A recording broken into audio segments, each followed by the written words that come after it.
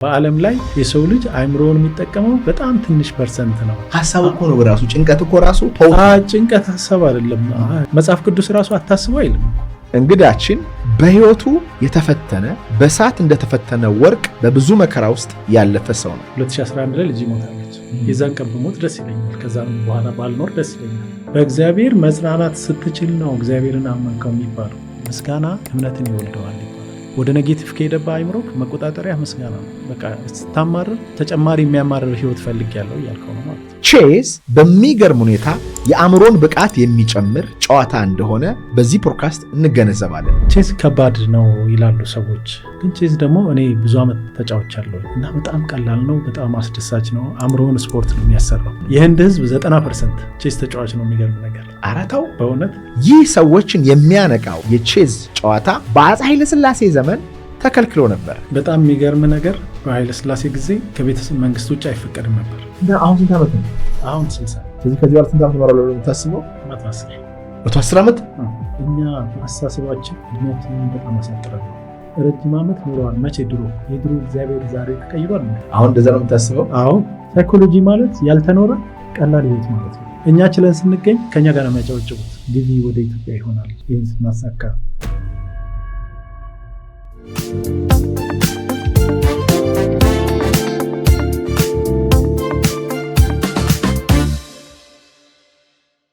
የዛሬ እንግዳችን ከልጅነቱ ጀምሮ በተለያዩ ንግዶች ላይ የተሰማራ ኢትዮጵያዊ ባለሙያ ነው። ከልጅነቱ ጀምሮ በተለየ መንገድ መስራት የሚል ሐሳብ በአእምሮ ኬት እንደመጣ ሳያቅ ዘመተበት። ያንን ነገር ይዞ ህይወቱን እየመራ በርካታ ንግዶችን መርቷል። በሀገራችንም አንድ ማስተዋል የተሰኘ መጽሐፍን ጽፏል። አሁን ደግሞ ሰዎች አእምሮ የሚሰራበትን መንገድ እንዲያውቁ፣ የሐሳባቸውን ኃይል እንዲገነዘቡ፣ በህይወታቸው እያስተዋሉ በዓላማ እንዲኖሩ የሚያደርግ ማሰልጠኛ ተቋም አለው። እንዲሁም ደግሞ ከፊት ለፊቴ እንደምትመለከቱት ቼዝም ያሰለጥናል። እንግዳችን ፈለቀ ጌታቸው ነው። ከሱ ጋር ያደረግነውን ፖድካስት ስፖንሰር ያደረገላችሁ ማናይዝ ባለሸቱ ግቢ ነው። እንዲሁም ደግሞ በግል ስልጠና ከፈለጋችሁ 0987 2090 ደውላችሁ የማናይዝ ባለሸቱን ፕራይቬት ኮቺንግ ክላስ መውሰድ ትችላላችሁ። በመላው ዓለም ብትገኙ እንኳን ደህና መጣ። እንኳን ደህና ቆያችሁኝ። መጽሐፍ በጣም ለየት ይላል። አንተ ራሱ በተለየ መንገድ መስራት የሚል ፕሪንሲፕልና አካሄድ አስተሳሰብ አለክ። አንተ ስለ ህይወት የተረዳው የተለየ ነገር ምንድን ነው?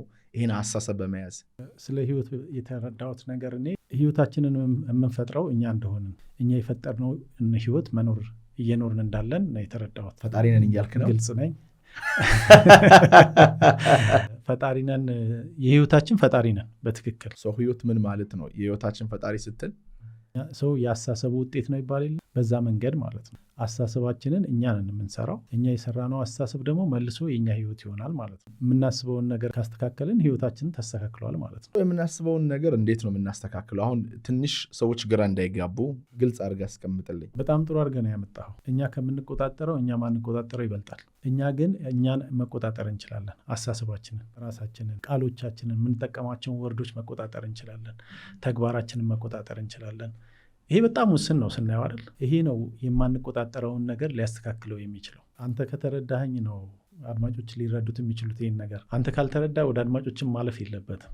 ህይወትን ስትገልጻት በራሱ ህይወት በጣም ቀላል፣ በጣም ምቹ፣ በጣም ተስማሚ ናት ብለህ መግለጽ ከቻልክ ይሄ ራሱ አንድ ነገር ነው። አብዛኛው ሰው ህይወትን ግለጽ ብትለው በምን አይነት መንገድ ሊገልጸው እንደሚችል እናውቃለን። በጣም ከባድ ነው፣ በጣም ችግር ነው፣ ሰሞኑን ነዳጅ ጠፍቷል፣ ማአት ነገር ሊል ይችላል። ያ ግን የእሱ ህይወት አይደለም። የእሱ ህይወት እሱ ለአይምሮ የሰጠው እሱ የሚያስበው ነው የእሱ ህይወት ማለት እና ያችን ቃል እንኳን ህይወትን ምቹ አድርጎ ለመግለጽ እንኳን እኔ ራሴ የምቸገርበት ጊዜ ነበር። አሁን ዛሬ እንደማወራለ ቀላል አልነበረም።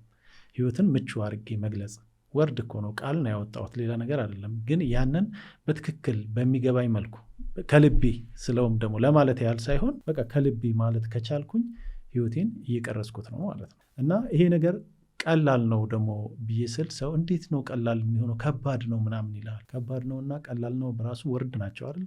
አየህ፣ የዘራኸውን ነው የምታጭደው ወደሚባለው ስትሄድ ከባድ ነው ካልክ ደግሞ ከባድ ይሆንብሃል ማለት ነው አንተ የምታደርገው ነገር። እና በዚህ መንገድ ሰው በቀላሉ ብዙ ሳይደክም ነገር ግን ትኩረት ሰጥቶ ከሰራ ህይወቱን መንገድ ማስያዝ ይችላል፣ አቅጣጫውን ማስተካከል ይችላል። ምናልባት ቀላል መሆኑ ይመስለኛል ሰዎች እንዲስቱት ያደረገው። አንዳንዴ ቀላል የሆነ ነገር ውጤት የሚያመጣ አይመስለንም።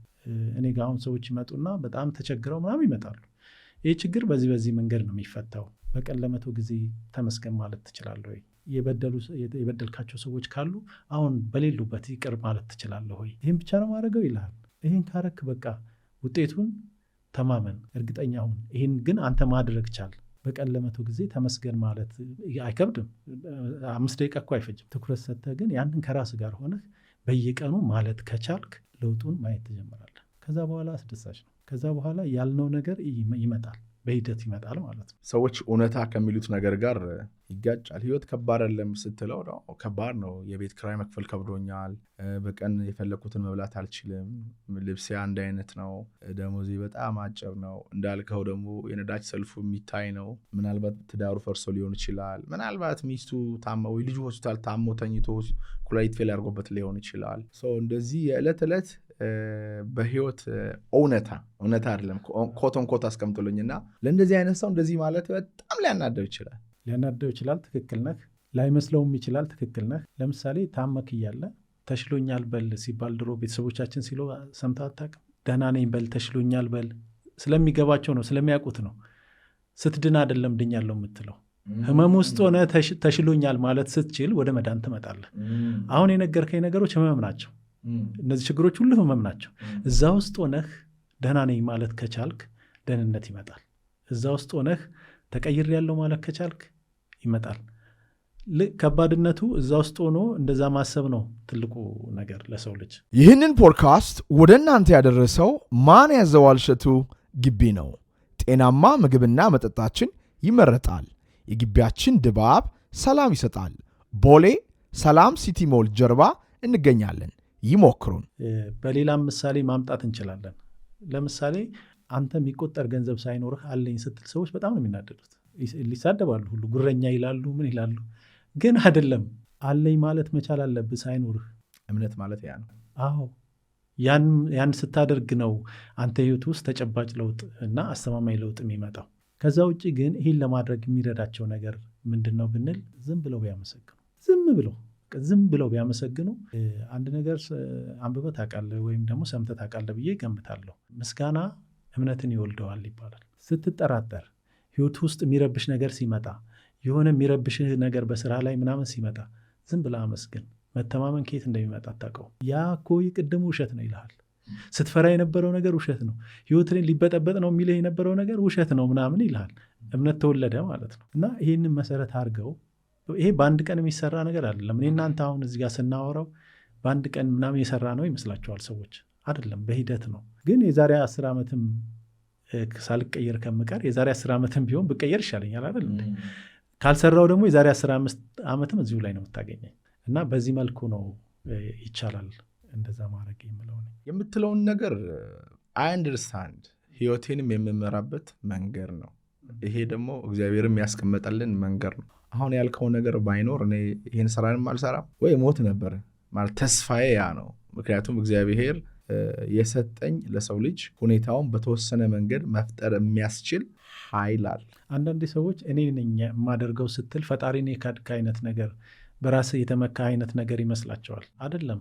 ፈጣሪ በአንተ ውስጥ እንዲሰራ አንተ ኃላፊነት አለብህ። አንተ የሚጠበቅብህን ድርሻ መወጣት አለብህ። ያንተን ድርሻ ከተወጣ በኋላ የፈጣሪ ስራ እኮ ቀላል ሆኖ አይደለም። እንዴት እንደተለወጥክ እኮ አታውቀውም። አንተ ግብአቱን ብቻ ነው የምታደርገው እንጂ የሚገባህን ነገሮች ነው እንጂ የምታደርገው። ስታመሰግን እምነት እንዴት እንደሚወለድ በአንተ ውስጥ አታውቀውም፣ ግን ሲወለድ ታየዋለህ። እዚህ ላይ የፈጣሪ ድርሻ ምንድን ነው? የፈጣሪ ድርሻማ ማድረግ ነው። ተማመንከው እኮ እሱን ተማምነህ ነው አንተ በችግር ውስጥ ሆነ ደህና ነኝ የምትለው ፈጣሪን ተማምነህ ነው። ከዛ መተማመንህን በዓይኔ ያሳያል ማለት ነው የፈጣሪ ድርሻ። በአንተ እኮ የምታመጣው ነገር ቢሆንማ ሌላ መንገድ እንፈልግለት ነበረ።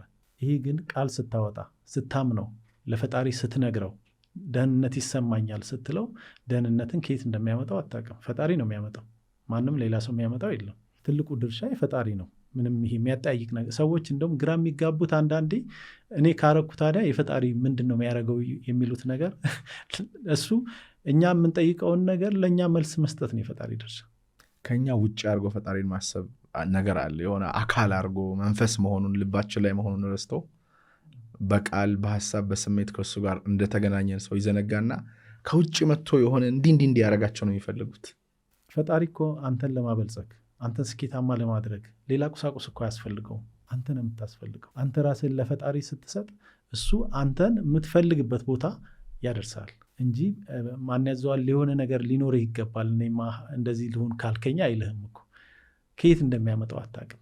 ስለዚህ እኔ በራሴ እኔ በቂ ነኝ ለፈጣሪ ራሴን አሳልፌ ከሰጠው ፈጣሪ እኔን ለማበልጸግ ሌላ ነገር አያስፈልገው። እኔ ተረገምኩ ነኝ በቃ ጸሎት አይሰማ ፈጣሪ ረስቶኛል የሚሉ ሰዎች ምን ነው የምትላቸው? ስለ ንስሐ በደንብ ቢያነቡና እኛ ኃጢአተኛ ስላልሆን አይደለም። እንደውም በጣም ኃጢአተኛ ለሆነው ሰው ፈጣሪ በጣም ይቅርታ ነው የሚያደርገው።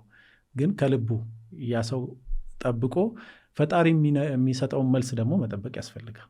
ለሁሉም ጊዜ አለው። ወዲያው አበላሹት ማለት እኮ ነው። እኔ ኃጢአተኛ ነኝ ብለው ንስሐ ጠየቁ አይደል ከፈጣሪ። ንስሐ ተሰጥቷቸው ውጤቱን እስከሚያዩ ድረስ አይጠብቁም። መልሰው ምን ይላሉ? አይሰማኝም ይላሉ። ሁሉም ትእዛዝ ነው። እያንዳንዷ የምናወጣት ቃል ትእዛዝ ናት።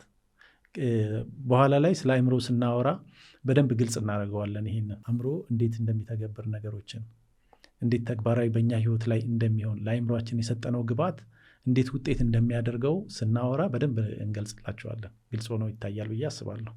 አእምሮ ምንድን ነው? አእምሮ ፈጣሪ የሰጠን እኛ ሰውነታችን የሚመራበት እኛነታችን ከፈጣሪ ጋር የምንገናኝበት ትልቁ መሳሪያችን ነው አእምሮአችን። እንዴት ነው አእምሮ የሚሰራው? አእምሮ ለባለቤቱ ታዛዥ ነው። ታዛዥ ነው ሲባል አሁን አንድ የሚታዘዝ ሰው ውጣ ከዚህ ቤት ብትለው አንተ ከሆንክ ኃላፊው መውጣት ነው ያ ሰው ያለበት አይደለም። ተቀመጥ ብትለው መቀመጥ ነው ያለበት። ተንቀሳቀስ ብትለው መንቀሳቀስ፣ ተኛ ብትለው ይተኛል አይደለም። አእምሮ ለባለቤቱ ልክ እንደዛ ነው። ሰዎች የሚመስላቸው አእምሮ መርጦ የሚያደርግ ይመስላቸዋል። አእምሮ አይመርጥም ባለቤቱ ሲያዘው። ለዛ እኮ ነው ብዙ ክፉ ነገሮችን የምናየው። ሰዎች የማይፈልጉትን ነገር አድርገው የምናየው አእምሮ ስለማይመርጥ ነው። ትእዛዙን ባላወቁት መንገድ ይሰጡትና እሱ ግን ባለቤቱ አዞኛል ብሎ ነው የሚያስበው። ለምሳሌ መሞት አልፈልግም ትላለህ አንተ። ለአእምሮ መሞት እፈልጋለሁና መሞት አልፈልግም አንድ ናቸው። መኖር እፈልጋለሁ እያልክ መሞት አልፈልግም ምን አመጣው? እንደዛ አይነት ትእዛዞችን በተዛባ መልኩ ስናዘው እሱ ወደ ተግባር ይቀይረዋል። እንዴት ደግሞ ወደ ተግባር እንደሚቀይረው አይታወቅም። ግብአቱን ብቻ ነው ወስዶ ወደ ተግባር የሚቀይረው። ቅድም እንዳልኩህ እኔ በቃ እንደዚህ ነኝ፣ እኔ ፈጣሪ አይሰማኝም ካልክ አእምሮ እየሰማ ነው። ፈጣሪ እንዳይሰማህ ነው የሚያደርገው። እኔ አይሳካልኝም ስትል ይሰማል አእምሮ። አሁን እንኳን ለምሳሌ እንጠቀመው እንጂ እኔ እነዚህ ወርዶች በጣም ነው ማልጠቀማቸው። በቃ ስኬታማ ነኝ ብትል ምንድነው የሚመጣብህ ቅጣት? ደስተኛ ነኝ ብትል ምንድነው የሚመጣብህ ቅጣት? አእምሮ ደግሞ ለእሱ ግብአቱ ነው። እያንዳንዷ ሀሳብ ለአእምሮ ግብአት ናት። ከዛ ያንን ይወስድና በሚተገበር መልኩ እሱ ህይወት አድርጎ ያመጣዋል። ይህንን ሰዎች አይረዱም እና ብዙ ጊዜ ያማርራሉ። በቃ ስታማርር ተጨማሪ የሚያማርር ህይወት ፈልጌያለሁ እያልከው ነው ማለት ነው። እሱ ለምን ታማርራለህ ምናምን ታሳዝነኛለህ ምናምን እኮ አይልህም። የሰጠኸውን ግብአት ወደ ተግባር ብቻ የመቀየር ስራ ነው የሚሰራው አእምሮ። አንተ እንደምትለው ግን አእምሮ የብዙ ሰው ባህሪያ አይደለም። በአሁኑ ሰዓት የራሱ እኮ ነው። አሁን የሌላ ሰው አይደለም፣ የራሱን ሰው ቢሆን ማለት ነው። ብዙ ሰዎች የአእምሯቸው ባርነት ውስጥ ናቸው። አእምሮ ሲፈጠር እኛ እንድንጠቀመውና የሆነ ነገር እንድንሰራበት ነው የተፈጠረው። ግን ያ መሳሪያ በብዙ ሺህ ዘመናት ውስጥ ኮንዲሽን እንዲሆነ በሰይጣንም በዓለምም በምንም በሰዎችም ፕሮግራም እንዲሆነ የኛ አለቃ ሆኗል። ግብአቱን መቀየር ነው እኛ የሚጠበቅብን። በጣም ስለ ግብአቱ መጀመሪያ እናውራ ከመቀየራችን በፊት ለስተው ከባወሬድ ይህን 60 ሺህ 70 ሺህ ሀሳብ ሰው ልቆጣጠር ቢል በራሱ ድካም ነው የሚሆነው። ቅድም ለረጅም ሰዓት እናመስግን። ስታመሰግን አእምሮህን እየተቆጣጠርከው ነው። እነዛ ሽሽ ምናምን የሚሉ ነገሮች ይጠፋሉ። ኔጌቲቭ የሆኑ ነገሮች ይጠፋሉ። ወደ ኔጌቲቭ ከሄደባ አእምሮክ መቆጣጠሪያ ምስጋና ነው። ፈጣሪን ስታመሰግን አእምሮ ጸጥ አይልም እኮ። ጸጥ ይላል እንዴ? አይልም። ልክ እንደተከፈተ ሬዲዮ በጣም ነው የሚጮህ። በጣም ነው የሚጮህ። ስታመሰግን ግን ጸጥ ይላል። የሚገርም ነገር። አሁን እሱን እንዴት ነው የምናስቆመው ነው ጥያቄ። ለምሳሌ ምግብ በቀን ውስጥ 3 ጊዜ እንበላለናል። ባንበላ ይርበናል አይደል? ያ አእምሮ ደግሞ በየደቂቃው ነው የሚራበው ሀሳባ በየደቂቃው እና መመገብ አለብህ። ማትመግበው ከሆነ የራሱን ምግብ ፍለጋ ይሄዳል። በዛን ጊዜ ነው ኔጌቲቭ ሀሳቦች እኛ ውስጥ እንደፈለጋቸው የሚንቦጫረቁት። አሁን ምንድን ነው አንደኛ መቆጣጠሪያ መንገዱ ምስጋና ብለናል። ምስጋና ስታመሰግን አእምሮን ትቆጣጠራለህ። የፈጣሪ እገዛ የምታገኘው በዛ ነው። ያ አንድ እኔ የተጠቀምኩበትንም ነው ምነግርህ፣ የኖርኩትን ነው ምነግርህ። መቆጣጠሪያ መንገዱ ምስጋና ነው። ስታመሰግን እነዛ የሚንጫጩ ነገሮች ምናምን ሁሉ ይጠፋሉ። ከዛ በሂደት ደግሞ ቃላቶችን ትመርጣለህ። ቃላቶች በጣም ወሳኝ ናቸው፣ ግብአት ናቸው ለአእምሮ። ሀሳብህ ግብአት ነው ለአእምሮ እና በዛ መንገድ አእምሮህን ማበልጸግ። ማስተዋል የአእምሮ ማበልጸጊያ ተቋም ነው የሚለው የኔ ተቋም። አእምሮ ልክ እንደ ለም መሬት ነው። ለም መሬት አንተ የፈለክበትን ብዘራ የዘራኸውን ነው የሚያበቅለው። ካልዘራህስ ያረም ያበቅላል። እሺ መጥፎ ነገር ከዘራህስ መሬት ውስጥ ለምነቱን እያጣ ሄደ። ለምነት የሚያሳጡ ተክሎች እኮ አሉ፣ የመሬትን ለምነት። ልክ አእምሮም እንደዛ ነው። አንተ ካልመገብከው አረም ያበቅላል። እሾህ ከዘራህበት ለምነቱን እያጣ ሄዳል። ካልተንከባከብከው ልክ እንደ ለም መሬት ነው። በዛው ልክ ደግሞ ከተንከባከብከው፣ መልካም ዘር ከሰጠኸው፣ እንደዛው እንደ ለም መሬት ቆንጆ ምርት የሚያወጣ መሳሪያ ነው አእምሮ። ለዚህም ነው እኔ ቅድም ስጠይቀኝ እንዴት ወደዚህ ገባህ እያለች ነበረ። ግዴታ የተፈጥሮ ግዴታ ሆኖብኝ ነው አእምሮ ላይ እና አስተሳሰብ ላይ መስራት የተፈጥሮ ግዴታ ሆኖብኝ ነው የገባሁት ነው ያልኳት። ለምን እዚህ ጋር ያየሁት ነገር ለሰዎች የሚጠቅም ነገር፣ ለእኔም ህይወት የሚጠቅም ነገር ስላየሁኝ ከዛ ውጭ መስራት አልቻልኩም። ይህን ከተረዳው በኋላ በየቀኑ የራሴን አእምሮ እንዴት እንደምገነባ ነው የምሰራው። የኔ አእምሮ ተገነባ ማለት ደግሞ ለሌሎችም ማስተላልፈው እዛ ውስጥ የተገነባውን ነው ማለት። በዚህ መንገድ ደግሞ ስንሰራ ስራችን በጣም ቀላል ይሆናል። ለምን በጣም አደገኛ መሆኑን ያህል በጣም ደግሞ ቀላል ነው። አእምሮ ላይ ስትሰራ ውጤቱ ፈጣን ነው፣ ውጤቱ ብዙ ነው። ዓለምን መቀየር ይቻላል። አንድ ሰው ራሱን መቀየር ከቻለ ዓለምን መቀየር ይችላል በዚህ መንገድ ብዬ አምናለሁ። ኢዚ ሳይሆን ግን ሲምፕል ነው ብትል አይሻልም ወይ? አሁን ቀላል ነው የምልበት ምክንያት ምን እንደው ታውቃለህ? ማን ቀላል ነውን ራሱ አእምሮ እንዴት ነው የሚወስደው? ቀላል አድርጎ ይወስደዋል። ከዛ ውጤቱስ በዛው መንገድ ይመጣል። ግን ቀላል ግን እኮ አይደለም። አንተ ምንድን ነው መጽሐፍ ቅዱስ የሚለው? ሀሳቡ ላይ ስሜቱ ላይ የሚገዛ ከተማን ከሚገዛ ይበልጣል ነው የሚለው አይደለ? ይሄ አሪፍ ነው። ስለዚህ ይሄ ማለት ከባድ አይደለም። አሁን ትንሽ ወርዶች ላይ ስንጠቀም አእምሮ በሰጠነው መንገድ ነው ያንን ወርድ ወደ ተግባር የሚቀይረው። በጣም ጥሩ። መስጠትን ደግሞ ዝም ብሎ አይቀበልም። ለእኔ ልንገር፣ ለምሳሌ ዝም ብሎ ማይቀበለው ለምንድን ነው? በጣም ጥሩ። ከዚህ ቀደም የተገነባ ለሺህ ዘመን በሰው ልጅ ኮንሽስነስ ውስጥ ከአዳምና ሔዋን ጀምሮ የመጣ የክፋት ኢቪል የሆነ መርዝ የሆነ አንተ ከምታስበው በጎ ሀሳብ ተቃራኒ የሆነ አሉታዊ ሀሳቦች ክምችት አለ። ያ ቀድሞ የገባው መረጃ ነው ቀላል ማያደርገው የሚታገልህ እንጂ መጀመሪያ የገባው መረጃ ቀላል ቢሆን ኖሮ ምንም የሚከብደው ነገር። ስለዚህ አሁን ያንን ለመንቀል ቅድም ከእግዚአብሔር ጋር መስራት፣ ማመስገን፣ ይቅር ማለት ያልናቸው ነገሮች ያንን ለመንቀል በጣም ያግዛሉ። ከዛ በኋላ ይቀበላል። በጣም ጥሩ። እሱን ግን ቀላል ለምን እናደርጋለን? እኔ ከአንተ ከልምድ እንደምታወራ ከልምድ ላውራ። ፎር ኤግዛምፕል ብር አልነበረኝም እና ለራሴ ብር እንዳለው ሰው አድርጌ ማሰብና መንገድ ፈለግኩ። ብር የለኝም። እሺ ማለት የቤት ኪራይ 600 ብር እንኳ ለመክፈል የለኝም። ስለዚህ እኔ አሁን ያልኳቸውን ነገሮች አንብቤ ከገባኝ በኋላ ኦኬ የፈለግኩትን ነገር ብጠይቅ እግዚአብሔር ይሰጠኛል። 1 ሚሊዮን ብር አልኩ። 1 ሚሊዮን ብር መጀመሪያ አእምሮዬ ውስጥ 1 ሚሊዮን ብር መያዝ ምን እንደሆነ አእምሮዬም መንፈሴም ነፍሴም አያውቁትም፣ ኖሮኝም አያውቁም። 1 ሚሊዮን ብር ያለው ዘመድም የለኝም። ኖሮት እንደዚህ ቀርቤ እንኳ 1 ሚሊዮን ብር አለው፣ እንዴት ነው የሚያስበው፣ እንዴት ነው የሚያወራው፣ እንዴት ነው የሚለብሰው፣ እንዴት ነው የሚሸታው፣ have no idea። ስለዚህ አእምሮዬ መጀመሪያ ማጥቃት ነው ያጠቃኝ።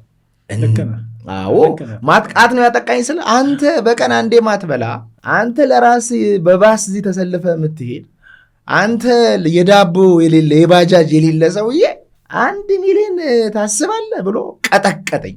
በጣም በጣም ነው የቀጠቀጠኝ። ሰው ደግሞ ቢሰማ ምን ያህል ይቀጠቅጣል? አዎ ኦኬ you see ጎበዝ።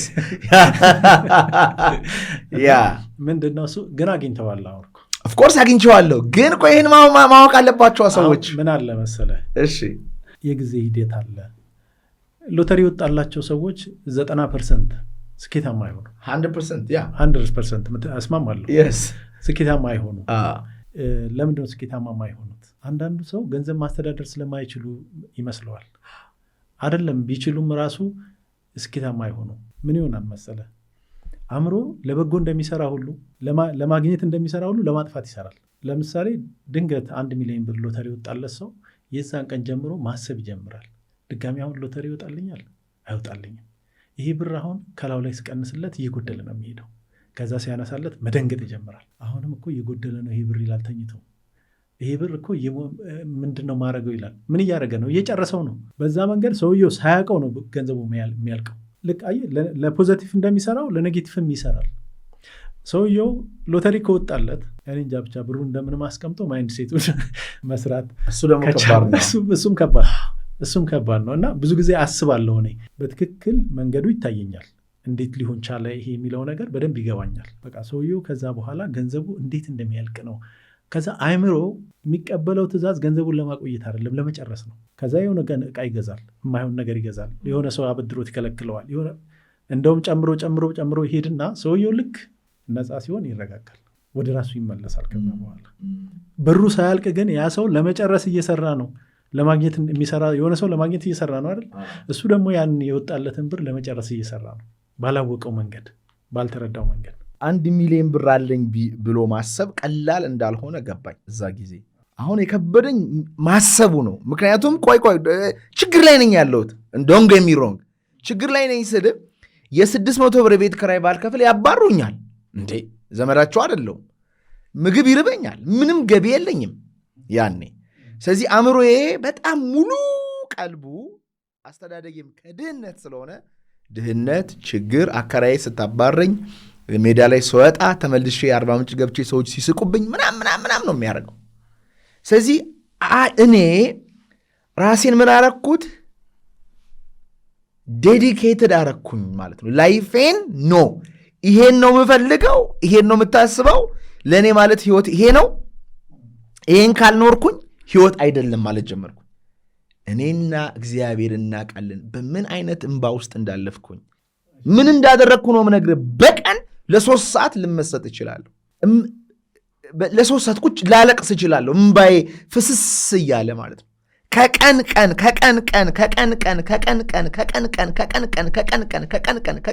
አእምሮ ድህነት ሲያስብ ሀብት ማሰብ፣ በዚህ ውስጥ ማንበብ፣ በዚህ ውስጥ ቤተክርስቲያን 3 ሰዓት እያስቀደሱ ያንን ነገር ማስብ። ምክንያቱም አስተዳደግ የበደለኝ ነኝ፣ እሺ፣ ሀገሩ የበደለኝ ነኝ፣ ዜናው የበደለኝ ነኝ፣ ትምህርት ቤቱ የበደለኝ ሰው ነኝ። የማየው ነገር በሙሉ ጨለማ ነው። ስለዚህ ብርሃኑን ለማግኘት እግዚአብሔር ይስጠው። አንድ የሆነ መጽሐፍ ላይ ስኬታማ ሰዎች ጊዜ ወስደው ውስጣቸውን ያጸዳሉ፣ የቆሸሸውን ነገር። ይህን ቤት አሁን የፈለገ ውድ ዕቃ ባመጣ ውስጡ መጥፎ ጠረን ካለው ቆሻሻ ከሆነ ዕቃውን ነው የሚያበላሸው። ስለዚህ ይሄ ቤት የዚህ ቤት ንጽህና ነው ከሚመጣው ዕቃ በላይ የሚበልጠው ማለት ነው። ስለዚህ እንደዛ ሁሉ ሰዎች ከሰው ተነጥለው፣ እኔ ለምሳሌ 1 ሚሊዮን ብሩን አግኝቼዋለሁ የቤቴ ግድግዳ ላይ ለጠፌ፣ እዛ ቤት ውስጥ ሆኜ የዛን ቤት ችግር አይደለም ማየው፣ በጎ ነገር ነው ማየው። ምናልባት እኮ ችግር ማለት ነው ገንዘብ ሲኖርህ እኮ የባሰ ችግር ይመጣል። ምንም ይሄ እንትን አይደለም። ለምሳሌ እኔ ግድግዳ ላይ የለጠፍኳቸውን መኪኖች፣ ቤቶች ምናምን በሙሉ ገዝቻቸዋለሁ። ያን ካረኩ በኋላ ግን ችግር የገጠመኝ እንደውም ከዛ በኋላ ነው። ከባድ ችግር ነው የገጠመኝ።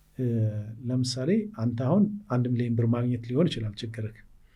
እኔ ደግሞ እስከ 10 ዓመት ሊያስፈርድ የሚችል ወንጀል ውስጥ ገባሁ። ይሄ ማለት ወንጀል ውስጥ ለመግባት ፈልጌ አይደለም። በንግድ ሂደት ውስጥ ቼክ ሰጠውኝ። ቼክ ከሰጠው በኋላ በኮሮና ሰዓት ንግድ ተዛባ። ውጭ የወጡ ገንዘቦች በሙሉ ቀሩ። ያሉኝን ንብረቶች ሸጬ በቃ ይህን አስተካክላለሁ ምናምን ስል ቼክ የሰጠዋቸው ሰዎች ነበሩ፣ ጊዜ ያልሰጣሉ። 7 ወር ምናምን አዲስ አበባ መጥቼ ተቀመጥኩ፣ ገንዘቡ እስኪገኝ እስኪስተካከል ምናምን ብዬ። ከዛ በቃ መጥቶ ንብረትም ሸጦ ምናምን ቢሆን ይስጠን፣ በሽምግልና እንስማማ ምናምን አሉ። ከዛ ሄጄ ወይ ባንክ ወስጄ ወይ ንብረት ሸጬ ልስጣቸው ብዬ ልክ ባንክ ቤት ብድር ፕሮሰስ አድርጌ ስወጣ ሲያዙኝ እስር ቤት ገባሁ። በ2 ቼክ ከውጭ ሌላ 2-3 ቼክ የሚጠባበቁ አሉ።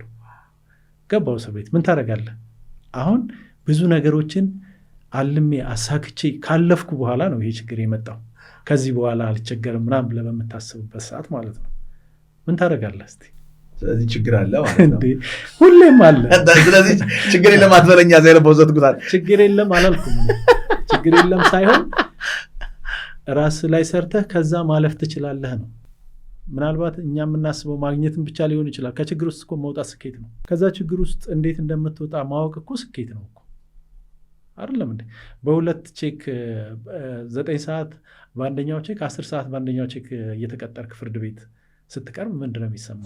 ከዛ በፊት እኔ ፖሊስ ናቅደም ብሎኝ አያውቅም በህይወቴ። ከሰው ተጣልቼ አላውቅም። በንግድ ህይወት ውስጥ ፈለቀ ጋር 1 ብር አለኝ የሚል ሰው የለም ከዛ በፊት። በዛ ጊዜ ግን ይሄ ገጠመኝ። ምን አረግ? ከዛ ይሄ መጽሐፍ የተጻፈው በዛን ጊዜ ነው። እስር ቤት ሆነ። በነፃ እንደምወጣ በጣም ከራሴ ጋር ተነጋገርኩኝ። በጣም ረጅም ሰዓት አመሰግናለሁ። ማረሚያ ቤት ያሉትን ልጆች አሰለጥናለሁ። ወረዳ 4 ፖሊስ ጣቢያ የሚባል ነው። 32 ሰው አለ። ሰርተፍኬት ይዤ ነው የወጣሁት በነገራችን ላይ ፖሊስ ጣቢያ ስትወቅ። ከእስር ቤት ሰርተፍኬት ይዞ የወጣ ሰው የመጀመሪያ ሰው እና ምንድነው ያደረግኩት እዛ ገና ስገባ በጣም ብዙ የሚያማርሩ ሰዎች አሉ እስር ቤት ውስጥ። በ3 ቀን ውስጥ ይህን ቤት ወደ ምስጋና ቀይረዋለሁ አልኩኝ። መስራት ጀመርኩ እነሱ ላይ እና ለ3 ቀን አልወጣሁም፣ ለሽንቴ ምናምን አልወጣሁም ብለህ አታምነኝም። እና ይሄ ቤት ወደ ምስጋና መቀየር አለበት፣ እስከ ሌሊቱ 6 ሰዓት አሰለጥናቸዋለሁ። ሳካ የሚገርም ነገር ወደ ምስጋና ተቀየረ። ከዛ በር ላይ ቆሜ የሆነ ሰው መጣ። አንተ ፈለቀ አይደለም እንዲ ያለኝ። አዎ ነኝ። አንተ ነው የማታውቀኝ እኮ እኔ አውቅሃለሁ። ምን ሆነ ነው እዚህ ቦታ የመጣው? አይ በስራ ጉዳይ ነው ምናምን ብዬ ቀለል አድርጌ ስነግረው እንዴ አይገባም ይሄ ለአንተ፣ አንተን የማታውቀኝ እኔ እኮ በጣም በመልካም ነው የማውቅህ ምናምን ብሎ የሆነ ባለስልጣን ነገር ሲል አይ በቃ ምንም እኔ ቀለል አድርጌ ነው የማወራው፣ ምንም ችግር የለም፣ በቃ የስራ ጉዳይ ነው፣ በቃ ቢያንስ እንደዚህ የተሻለ ቦታ ሊሰጥ ይገባል፣ እዚህ ከእስረኛ ጋር ለምን ያደርገዋል ምናምን ብሎ ገብቶ ነገራቸው። ከዛ ጠሩኝ ቢሮ። እሱ ሲሄድ ለምንድን ነው እርዱኛል አልከው አለኝ። አይ እኔ ከሆነ የሚረዳ ነገር የለኝም፣ እኔ የገባሁበትን ነገር አውቀዋለሁ፣ ህግ ነው የያዘኝ፣ ህግ ደግሞ ሲለቀኝ እወጣለሁ ብዬ ነው ምናምን አልኳቸው። አይ አስወቀስከን እኮ እኛ አላወቅንም፣ በቃ ከዚህ በኋላ ስልክህን የሚያዝ መኝታም ለብቻ ይሆንልክ ምናምን ብለው ስልኬን ሰጡኝ። አንድ ቀን እንደውም ወጥቼ ሄድኩኝ ቤት። ሻወር ወስጄ ስወጣ ማቴ ቢሮ ስልኬ ላይ ተደውሏል። ከዛ መጣ። ማን የደወለው አልኳቸው። ደውል ለማለት ራሱ ተሰማቸው። ይመጣል ብለው አላስቡ። ሻወር ወሰድኩ፣ መጣሁ። አይ እኔ እኮ የቤትም ብሆን ህግ እስከያዘኝ ድረስ እስረኛ ነኝ፣ ይህን ጉዳይ እስከፈታው ድረስ እስረኛ ነኝ፣ ስለተለቀቅኩና እዚህ ስለሆንኩ አይደለም። እና ምንድነው ልልህ የፈለግኩት ሰብሰብ ስናረገው ከችግር ውስጥ መውጣት ስኬት ነው። ከዛ እንዴት ሆንክ ከእስር ቤቱ? ከዛ እዛ ሆኜ ስፈልገው የነበረው 4.5 ሚሊዮን ብር መጣልኝ። እንዴት ማለት ይሄ ነው እኮ የሚያስገርመው። ለካ እኔ አዲስ አበባ መቀመጥ አልነበረም፣ ዱባይ መሄድ አልነበረም የነበረብኝ፣ መታሰር ነበር የነበረብኝ ብሬ እንዲመጣየ። ስታሰር ሰዎቹ ደንግጠው ብር አስገቡልኝ። አሁን ለጊዜው ስንት ያስፈልገዋል ምናምን ብለው ብር አስገቡ። የሰዎቹ ብር ተከፈለ። ፍርድ ቤትም በቃ እንደዚህ ከሆነ አስረዱልኝ ፍርድ ቤትም። እኔ ግን በጣም ከውስጤ ጋር ማወራው በነፃ እንደምባል በደንብ ከውስጤ ጋር አወራለሁ። በጣም ረጅም ሰዓት አመሰግናለሁ ለጠበቃዬ። እኔ እኮ ነፃ ነው መውጣው ናምናታለሁ።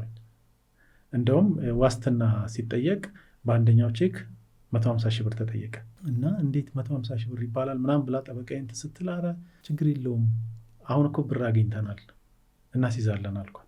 ከዛ በጣም ተገርመው እንዴት 150 ሺህ ብር ይጠየቃል ምናምን ብለው በሁለተኛው ቼክ ስንት ቢጠየቅ ጥሩ ነው?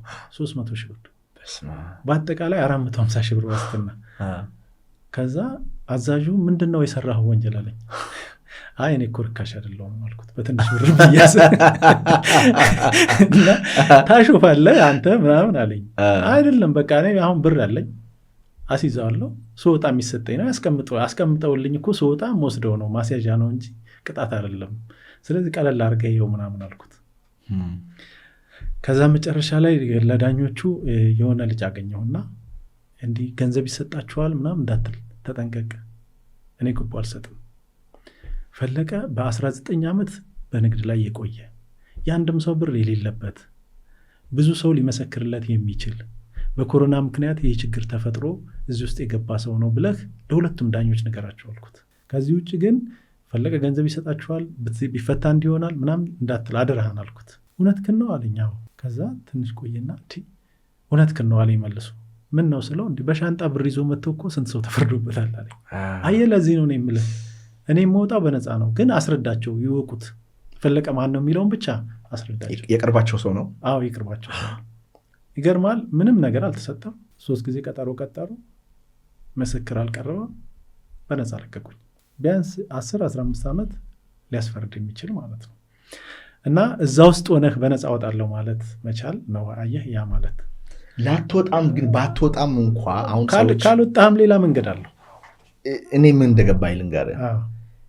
ሁለት አይነት መንገድ አለ። ይሄ the law of attraction ወይም by thinking የምትሄደው መንገድ አለ። ደግሞ የመንፈሳዊ መንገድ አለ። እዚህ ምድር ላይ ስትኖር ከችግር አታመልጥ። ችግር በራሱ ችግር አይደለም። ስለ ችግር የምታስበው ነገር ነው ችግሩ። ግን እኔ የገባኝ ነገር እንዳልከው የሀብታም ሰው ችግሩም ራሱ ሀብታም ነው። ማንም ሰው አብይ አህመድም ጋር ብትሄድ፣ ሼክ አላሙዲን ጋር ብትሄድ፣ ቢልጌትም ኢሉን መስክ ጋር ብትሄድ፣ ሁኔታ ወፎችም ጋር ብትሄድ ቻሌንጅ አለ። በደንብ አለ። አዎ እሱ አለ። እሱ እዚህ ጋር ሎው ኦፍ አትራክሽን ስላነሳው ነክተነው እንላለን። እሺ በጣም ትልቁ ችግር ሎው ኦፍ አትራክሽን ማለት ሌላ ታምር አይደለም፣ ሌላ ክፉ መንፈስ አይደለም። የኛ ትልቁ ችግር አንድ ጥሩ ነገር ሲመጣ ከክፉ መንፈስ ጋር እናያይዘዋለን። ምን አለ ከመልካም መንፈስ ጋር ቢያያዝ? ከእግዚአብሔር ውጭ ማንም ምንም ሊያደርግ አይችልም። እስማማለሁ። በቃ ማንም ይሄን ከተስማማክ ሎው ኦፍ አትራክሽን በለው፣ የአሳሰብ ህግ በለው፣ የፍልስፍና መጽሐፍ በለው፣ ምን በለው ከእግዚአብሔር ውጭ አይደለም። መታወቅ ያለበት ነገር አሁን ምን አድርገዋል? የሃይማኖት ሰዎች እሱ እንዳንጠቀም አድርገውናል። ምን ያደርጉታል? በጣም ቆንጆ ሀሳብ ነው፣ ያምኑበታል እኮ ከክፉ መንፈስ ጋር ያያይዙታል። ከዛኛ እንዳንጠቀምበት ይሆናል። ይሄ ነው ችግራችን፣ ሌላ ምንም ችግር እንዳይመስልክ። ምንድን ነው ሎው ኦፍ አትራክሽን? ሎው ኦፍ አትራክሽን ማለት የምታስበው ሀሳብ በአንተ ህይወት ላይ ይከሰታል ማለት ነው። ወይም ደግሞ ለእግዚአብሔር የምታስተላልፈው መልእክት ይሆናል ማለት ነው። ሎው ኦፍ አትራክሽን የተባለበት ምክንያት በአንተ ኃይል አይደለም የሚሆነው፣ በፈጣሪ በእግዚአብሔር ኃይል ነው የሚሆነው ያ ነገር። ለምሳሌ እግዚአብሔርን ታምነዋለህ፣ ከዛ ስራውን ታያለህ። ሲሰራ ታያለህ? አታይም። ውጤቱን ነው የምታየው። ሎው ኦፍ አትራክሽን የተባለው እዛ ጋር ነው። ስለማታይ አንተ አታየው። አምነህ ጥያቄህን ታቀርባለህ። ለምሳሌ አንተ የሆነ ሰዓት ላይ 1 ሚሊዮን ብር ጠይቀሃል፣ በጣም ታግልሃል ያንን ለማግኘት። ጥያቄ ግን ተሰምቶ ተመልሷል። እንዴት እንደተመለሰ እንኳን አታውቀው። እንደተመለሰ ነው የምታውቀው፣ ሂደቱን ማለት ነው። በዚህ ወጥቶ በዚህ ወርዶ ከእንትና ተቀብሎ እንትና ሰጥቶ ምናምን ካልኩሌሽን አታረገው፣ እንዴቱን አታውቀው። ስለዚህ አእምሮ ራሱ እንደሚሰራ እንጂ እንዴት እንደሚሰራ አይታወቅም። ምንድነው ከአንተ የሚጠበቀው? ግብአት መስጠት ነው የሚጠበቀው። ከዛስ ውጤቱን ደግሞ አምነህ መጠበቅ። አምኖ መጠበቅም የራሱ ጊዜ አለው። እኛ እኮ ዘርዘርተን እኮ ይበቅላል እንዴ ብለን ቆፍሮ እንደማየት እኮ ነው። ታውቃለህ አይደል? ሀሳብ ለአእምሯችን ሀሳብ እንሰጥና መልሰን ሌላ ቦታ ነን። ያንን ቆፍሮ የማየት አሁን የዘራው ዘር ስትቆፍር ይበላሻል። እንደዛ ነው የምናደርገው እኮ። ጊዜ አንሰጥም። የዛኑ ጊዜ እንዲሆን እንፈልጋለን። ለምሳሌ አይበለውና የሆነ በአንተ ስራ ላይ የሆነ ነገር መጣ እና እንደመጣ ተነገረክ። አትረበሽም? እንደ ድሮ አልረበሽም፣ ግን ይረብሻል። እኔም እረበሻለሁ። አሁን እኮ ገብቷል። I always expect የሆነ ነገር እንደሚኖር። ድሮ ጅል ነበርኩ። አሁን የሆነ ነገር ሊትራሊ ተደውሎ እንደዚህ ነው ይሄ ሬስቶራንት ሊፈርስ ነው ቢባል I don't care ስል I know ለበጎ እንደሆነ ምንድነው ማድረግ የምችለው?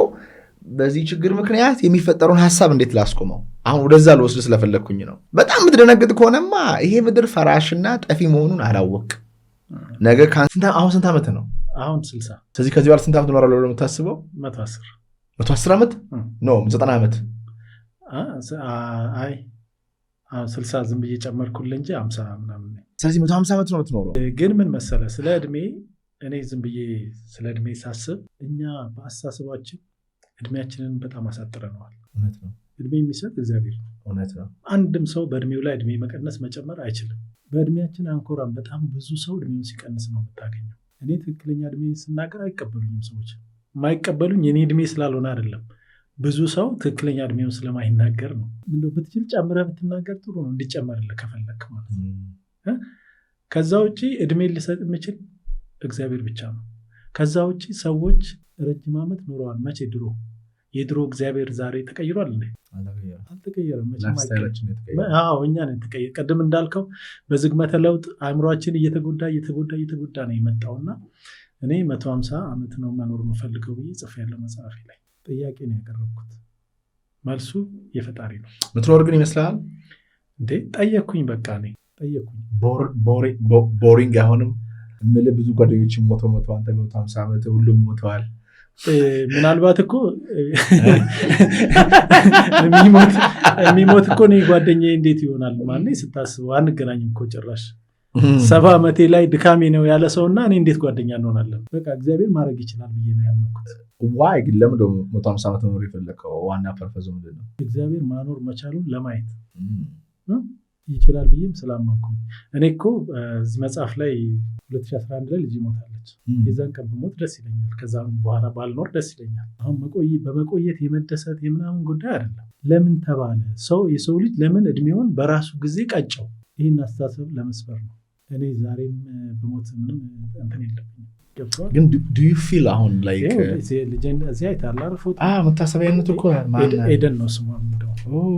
ስንኖር በጣም በፍቅር ስንለይ በጣም በድንገት ስለተለየችኝ የመለየትን ምንነት በጥልቀት እንዳስበው በልቤ ውስጥ ለዘላለም የልጅነት ፍቅሯ አብሮኝ ለምትኖረው ልጄ ኤደን ፈለቀ መታሰቢያ ይሆንልኝ። ስታምር ደግሞ በእናት ውፍ ማታ እስከ 4 ሰዓት ስልክ አውርተን ጠዋት ሞተች የሚል ቴክስት ነው ይመጣልኝ። እንደዚህም አለ። የት ነበረች? ጓደኛ ይዛ ጓደኛዋ ጋር ነበረች። ቦይፍሬንድ ማለት ነው። እሺ በቃ እንደዚህ ነው የሆነው። እንደዚህ ነን እኛ። አንዱ ቅድም አላነሳውልህም እንጂ አንዱም ችግር የምለው በህይወቴ ያጋጠመኝ ትልቅ ነገር ይሄ ነው። ምንድን ነው? ድንገት ነው። ሰርግ እየደገስን ነበረ። ጓደኛ ይዛ ጓደኛዋ ጋር ነበረች። ለእሷ ነው ድግሱ? አዎ ዝግጅት ላይ የሰርግ ጥሪ ወረቀት ምናምን ታትሞ ቅዳሜ ቀን ነው። ያን ወረቀት ላሳይ ብላ መጣች። ወደ ከምሽቱ 1 ሰዓት ተኩል ወደ 2 ሰዓት አካባቢ እሱን እያየን በቃ ማታ እየተጫወትን ቤት ውስጥ በደንብ ነው እንትን ቅርርባችን ማለት ነው። ልክ እንደ ጓደኛና ነው ቅርርባችን። ከዛ አንቺ ልጅ መሸ ሂጂ ምናምን እያልናት ወታ ሄደች። ከሄደች በኋላ ደወለችልኝ። ምን ሆነሻል ስላት የሰርጉ ወረቀት እኮ ትክክል አይደለም የታተመው። ምንድን ነው እሱ? ከውስጥ መልስ ይላል ከላይ ሰርግ ይላል። ለምን እንደዚህ ያደረገ? እኔ ምን አውቃለሁ ደግሞ ስልክ አያነሳም ምናምን አለች። በቃ ተይውን ያናግረዋለሁ። አሁንም ደግማ ደወለች። ከዛ እንደ አንቺ ልጅ ምን ሆነሻል ዛሬ አልኳት። በቃ ነገ ሄጄ እኔ ጉሮሮውን ነው ማንቀው ምናምን አለች። ለምን?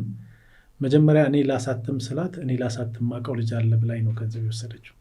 እንደዚህ ብዬ ምናምን አለችኝ። በቃ እንደዚህም አልሽ አይደለም፣ ይሄ እኮ የሚስተካከል ነገር ነው፣ ስለዚህ እንደዚህ አታስቢ ምናምን አልኳት።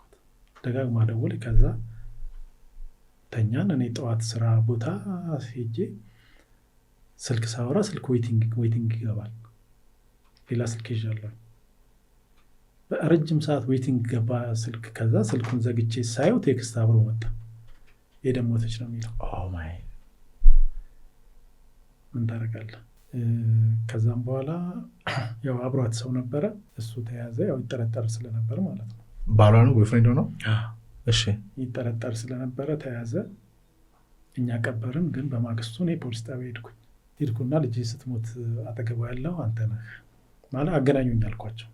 እንዴ ኖርማል ነው ምናምን አሉ ፖሊስ። አይ ምንም፣ እኔ ልጅ ስትሞት አጠገቧ ያለው እሱ ነው። እሱም የሚግደላት ምንም ይሁን መስማት የምፈልገው ከሱ ነው። መስማት የምፈልገው ደግሞ ዛሬ ነው። ልጄ ሰለስቷ ምናምን ከወጣ በኋላ አይደለም ይሄ መስማት የምፈልገው። አገናኙኝ እጠይቀዋለሁ አልኳቸው። ከዛ ጠየቅኩት፣ ነገረኝ። እንደዚህ ነበር፣ ውጭ አምሽተን ነበረ፣ በዚህ በወረቀቱ ምክንያት ትናደድ ነበረ። ከዛ ተይ ስላት አልተውም አለችኝ። እንግዶች ነበሩብን እና ምሽት ቤት አምሽተው ነበር። ከዛ አልሰማ ስትለኝ መታ ረኳት ነው የሚለው። ትንሽ ለኛ ናት እሷ ብርቅ። ከዛ ተነስታ ባጃጅ ኮንትራት ይዛ ወደ ቤት ሄደች። ስንሄድ ቤት አገኘናት። ከዛ በኋላ ተኛው። ስነቃ ካጠገቢያ ጠዋት ነው የሚለው። ከዛ የት ነበረች? መታጠቢያ ቤት ውስጥ ራሷን አጥፍታ። ነገሮች ነበሩ ማለት ወይ ገመድ ወይ ቢላ ወይ መድኃኒት የሻንጣ ማንገቻ የሻንጣ ማስረዘሚያ አለ አይደል? በሱ አንገቷ ላይ ምናምን ነገር አለ። እሱማ ያው ምርመራ ሁሉ ተደርጓል እኮ አስከሬን ምርመራ ሁሉ ተደርጓል። እንደዛ ነው። ግን አንዳንዴ ምንድነው እሱ አምነህ ለመቀበል የሚቸግር ነገር አለ አይደለም። አሁን እኔ ብቻ ነኝ የተቀበልኩት ማለት ትችላለህ። ማህበረሰቡ ያንን ነገር አይቀበልም። ከልጅቷ ባህሪ የተነሳ በጣም ራዕይ ያላት ልጅ ናት። የሚገርም አስተሳሰብ ያላት ልጅ ናት። የመጀመሪያ ልጅ ናት። አዎ የመጀመሪያ ልጄ ናት። ስንት ዓመቷ ነበር? የዛን ጊዜ 21 ዓመቷ ነበር። እና በምን አነሳ ነው አሁን እኔ ብዙ ኢንተርቪው አልሰጥም እንደዚህ ይሄ ያስተምራል። እሺ ይሄ በጣም በጣም በጣም ጠንካራ ሰው ነው። ከዛ በኋላ ግን ምን ተፈጠረ? እኔ ማለት መልካም ሰው ነው በጣም መኪና ገዝቶ ነው የሰጣት ምናምን በጣም እኔን የሚያከብር ያ ነገር ሲፈጠር ግን በቃ እንትን ሊባል አልተቻለም። እኔ ግን ምንድነው ያልኩት በቃ ያለው እውነታ ነገረኝ። ለምሳሌ ተናደህ ስትመታት ሞታ ከሆነ ድንገት ስመታት ሳላስበው ሞተች ብለህ ንገረኝ፣ ይቅርታ ነው ማድረግልህ። ነገር ግን አንተ የምትነግረኝ ነገርና የሐኪም የአስከሬን ምርመራ በኋላ የሚመጣ ውጤት ከተዛባ የዛን ጊዜ ነው እኔ በአንተ ቀር የሚለኝ። ያ ካልሆነ የነገርከኝ ነገር በትክክል ከመጣ እኔ ይቅርታ ነው ማድረግልህ ብለን አወራን ከሱ ጋር። መጨረሻ እነዛም ነገሮች ሲታዩ የዛን መልክ ያዙ፣ ተለቀቀ። ሲለቀቅ ደውሎ ወዴት ሊሄድ ነው ያለኝ። የት ነው ያለው? ወዴት ሊሄድ እንደ ሂደው በቃ ወደ ቤት ይሄድ። አይ በቃ መምጣት ማልቀስ ቤት እፈልጋለሁ። እኔ ስኖር ትመጣለህ ታለቅሳለህ። አሁን ወደ ቤት ይሄድ። ከዛ ውጭ ሽማግሌ አልተቀመጠም፣ ታረቁ የሚል ነገር አልመጣም። በዛው ይቅርታ አደረግኩለት። በዛው ነው። እኔ እንደውም አንዳንዴ የዛን ጊዜ በጣም ከብዶኝ ነበርና ከቤት በቃ እወጣለሁ። ሲከብደኝ መኪና ልንዳስቲ ትንሽ ወይ ምናምን ብዬ ከተማ ውስጥ መኪና ምናምን ነዳለሁ። ሄጄ እሱን ጠይቄው ምሳ በልተሃል ምናምን ብዬ ስወጣ ከላይ ላይ የሆነ ነገር ግፍፍ ይላል። የእሷን ባለቤት ማለት ነው። እና ሰው ግን አይገባውም። እንዴት ነው እስኪወጣ ነው የሚጠብቀው ምናምን ይላሉ። ክላፍም ገዝቶ አዘጋጅቶለት ነው እንደዚህ። እኔ ግን እንደዛ አይደለም። የሚገርመው የዛን ጊዜ ማውራው ከእግዚአብሔር ጋር ነው። ምን ላድርግ አሁን? ከመሞቷ በፊት ብዙ ነገር አሳይቶኛል እግዚአብሔር። እኔ መረዳት አቅቶኝ ነው እንጂ በእርግጥ ብረዳም ምን እንደማድረግ አላውቅም። እንዴት አሳይቶኛል ስትል? ብዙ ምልክቶችን አይቻለሁኝ። ለምሳሌ የሆነ ችግር ሲደርስ መኪና እየነዳች ከከተማ ወጥታ የሆነ አደጋ ሲደርስባት ሰው ሳይደርስላት ምናምን በቃ እንደዛ እያሳስበኝ ነበር። እና ለ3 ቀን ምግብ አልበላም ነበረ ከመሞቷ በፊት ማለት ነው። ስቲል የሞተች ቀን ራሱ በቃ ምግብ ላቅርብልህ ወይ ኬክ ብላ ምናምን ኬክ አለ ምናምን ብላኝ ሁሉ አልበላም ብያታለሁ። ይሄ ምልክት ቀላል ምልክት አይደለም። ምን ማለት ነው? በጣም በቃ አሳይቶኝ ነበር። ያንን ስላየው ከሞተችን በኋላ በቃ እግዚአብሔር ወይ አሳይተኛል፣ እኔ ምልክት ሰጥተኛል፣ እኔ መረዳት አልቻልኩም ወይም ማዳን አልቻልኩም። ያኔ ወይም ደግሞ በጸልይ ያን ነገር ልቀይረው እችል ነበር፣ አልጸለይኩም። አሁንስ ምን ላድርግ ነው ስል የነበረው። ከሆነ በኋላስ ምን ላድርግ? ቀሪ ልጆች አሉኝ። ልጆች አሉ 4 አሉኝ ከሱ እና ምን ላድርግ ስል እግዚአብሔር ይሄን አድርግ ይለኛል። የሚገርም ነገር ታስሯል፣ ሂድና እሱን ጠይቀው፣ ይቅርታ አድርግለት፣ እንደዚህ አድርግ። ከማህበረሰቡ በጣም የተቃረነ ነው ይሄ ነገር። በጣም ትንሽ እኔ የራሴ አቋምና ያው ሰው ስለማይቃወመኝ ነው እንጂ ብዙ ችግር ያመጣ ነበር። ከዛ ውጭ ያዘን ልብስ እንዳይለበስ አልለበስም። ልጆቹ ቸኩሎ የገዙትን የያዘን ልብስ ራሱ ወይ ከላይና ከታች እያደረጋችሁ ልበሱ ወይ አውጡና ጣሉ ነው ያልኳቸው። ምክንያቱም የሀዘን ልብስ ሀዘን ሲቀንስ የት ጋር ነው የታየው? ወይም ደግሞ ለሞተው ሰው ጥሩ ነው ተብሎ የተጻፈበት መጽሐፍ የለም። እንደውም ይከለከላል። ሙታን ይቅበራቸው ነው የሚለው። ማለት አይፈቀድም ጥቁር መልበስን። እኔ ኬት አምጥተን ነው? እኔ እኮ ትልልቅ መሪዎቻችን ራሱ ሰው ሲሞት ጥቁር እየለበሱ ያሳዩናል። ኬት መጥቶ ነው ይሄ ነገር? ራሱ ለእኔ ጥያቄ ነው የሆነብኝ። እና ጥቁር እንዳይለበስ ማለት ከዚህ በላይ ምን እንዲደርስብክ ነው? ከዚህ በላይ ሀዘን ምን አለ? ከዚህ በላይ ጥቁር ምን አለ? በዚህ ላይ እንደገና ሌላ ጥቁር ልብስ ለምንድን ነው የምትለብሰው? ከዛ ውጭ ይልቅ ለቅሶ ላይ ሰዎች ሲመጡ ስለ ልጆቻቸው ጠይቃቸው ነበር። 2 ሰው አስታርቄያለሁኝ ከልጆቻቸው ጋር። በትንሽ ምክንያት ልጆቻቸውን ያባረሩ፣ በትንሽ ምክንያት ከልጆቻቸው ጋር የተለያዩ ሰዎች አስታርቅ ነበር፣ ገና ከዛው ለቅሶ ላይ ማለት ነው። በነገራችን ላይ ማስተዋል የአእምሮ ማበልጸጊያ ተቋም የማስታረቅ አገልግሎትም ይሰጣል። የማማከር፣ የማሰልጠን፣ የማስታረቅ ስራ እንሰራለን እና አስታርቀን ገንዘብ አንቀበልም መቼም ቢሆን ማለት ነው። ደግሞ እንደድል ሆኖ ሰውም ይታረቅልናል። በጣም በቃ የማይገመቱ ሽምግልናዎችን አድርገናል። አስታራቂ ድርጅት አለ እንዲባልም ፈልጋለሁ። ሰዎች ያን ድርጅት ሲያስቡ ገና ስለ እርቅ እንዲያስቡ። ይሄ ነው እንግዲህ ያልጠበቅነውን ነገር አስወራኸኝ ማለት ነው። አይ በአንተ ታሪክ ምን ያህል አባቶች እንደሚጽናኑ፣ ምን ያህል እናቶች እንደሚጽናኑ ሰዎች የይቅርታን ኃይል ይረዳሉ። ገብቷል። አንተ አሁን ስለ ይቅርታ ብታወራ እሰማሃለሁ። ገባ? አንተ ስለ ምስጋና ብታወራ እሰማሃለሁ። አንተ ስለ እንደዚህ ነገር ብታወራ እሰማሃለሁ። ለምን አድርገህ አልፈበታል። ቀላል አይደለም። ስልጠናዎችም በእርግጥ ይቅርታን፣ ምስጋናን ምናምን ያማከሉ ናቸው። ስለ ይቅርታ ራሱን የቻለ ስልጠና ሰጣለሁኝ። ሰዎች ይቅር ሲሉ ምን ያህል በረከት እንደሚያገኙ፣ ብዙ ልጆች ስራ እንደሚያገኙ፣ የሆነ ነገር ተቸግር ያለው ብለው ሲመጡ አስባለሁ። ይቅር ማለት የሚገባህ ነገር አለ ይሆን ብዬ በቃ ዝም ብላ ይቅር በል እስቲ ቶ ሰውየውን ማታምጣው ምናምን ብዬ ወደ ስራ የገቡ ልጆች ምናምን አሉ። በምስጋና ሲያመሰግኑ እኔን የሚያስታውሱ በጣም ብዙ ሰዎች አሉ። እና ይህን ይመስላል። በጣም ሰፊ ሳይሆን ሲምፕል፣ ግን ሰዎች ሊኖሩት የሚችሉትን ነገር ነው እየሰራን ያለ ነው። ወጣ ግን ምን ያህል ወጣ ከውስጥ የልጅ ነገር? እንዴት ይወጣል? አይወጣም ማለት እግዚአብሔር በጣም ረድቶኛል። በቃ በዛን ሰዓት ማውራው ከእግዚአብሔር ጋር ነበረ። ከእግዚአብሔር ጋር ማውራቴ በጣም ጠቅሞኛል። ከሰው ጋር ባወራ ኖሮ በጣም ጎዳ ነበር። ሌሎች ብዙ ስህተቶች ውስጥ ገባ ነበር። ብዙ የማይሆኑ ነገሮችን ላደርግ ይችል ነበር። አእምሮ አምጥቶላል። እንደዚህ አድርግ እንደዚህ አድርግ እንደዚህ አድርግ ያለ በደንብ ሰዎችስ ብለው ነበር እንዴ? በእርግጥ እኔ እንትን አያደርጉኝም፣ ግን ማአት የማይሆን ነገር ሰዎች ተበቀል ክላሽ ግዛ አእምሮ አላለኝም። አእምሮ በፍጹም ተበቀል የሚል ነገር እኔ በማን ያዘዋል። በልጅነቴ በጣም በቀለኛ ነበርኩኝ። በጣም ኃይለኛ ነበርኩኝ። በጣም አንድ ሰው ነክቶኝ ያንን ሰው በቃ እንዴት አድርጌ ከሆነ ጊዜ በኋላ ነው ሽፍት ያደረኩት። የልጅነት ህልሜ እኔ ወታደር መሆን ነበር። ይህንን ፖድካስት ወደ እናንተ ያደረሰው ማን ያዘዋል እሸቱ ግቢ ነው። ጤናማ ምግብና መጠጣችን ይመረጣል። የግቢያችን ድባብ ሰላም ይሰጣል። ቦሌ ሰላም ሲቲ ሞል ጀርባ እንገኛለን። ይሞክሩን። ወታደር ሲሆን ደግሞ የግንባር ወታደር፣ የፊት ለፊት ወታደር መሆን ነበር እኔ ህልሜ በልጅነት። ምንም ነገር አልፈራም። ከመሳሪያ ጋር ነው የምታገለው። መሳሪያ ስተኩስ ገፍትሮ ይጣለኝ ምናምን ሁሉ ነው እንትን ያደረግኩት።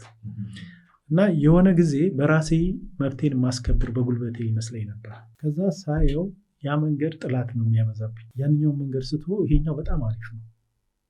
ይሄኛው የመረጥኩት መንገድ በሌለውበት የኔ ነገር ሲከበር፣ በሌለውበት እኔ ስከበር ምናምን አሳየኝ።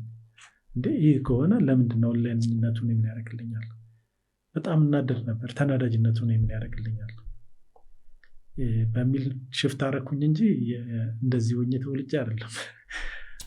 እግዚአብሔር ይቀይራል እኮ።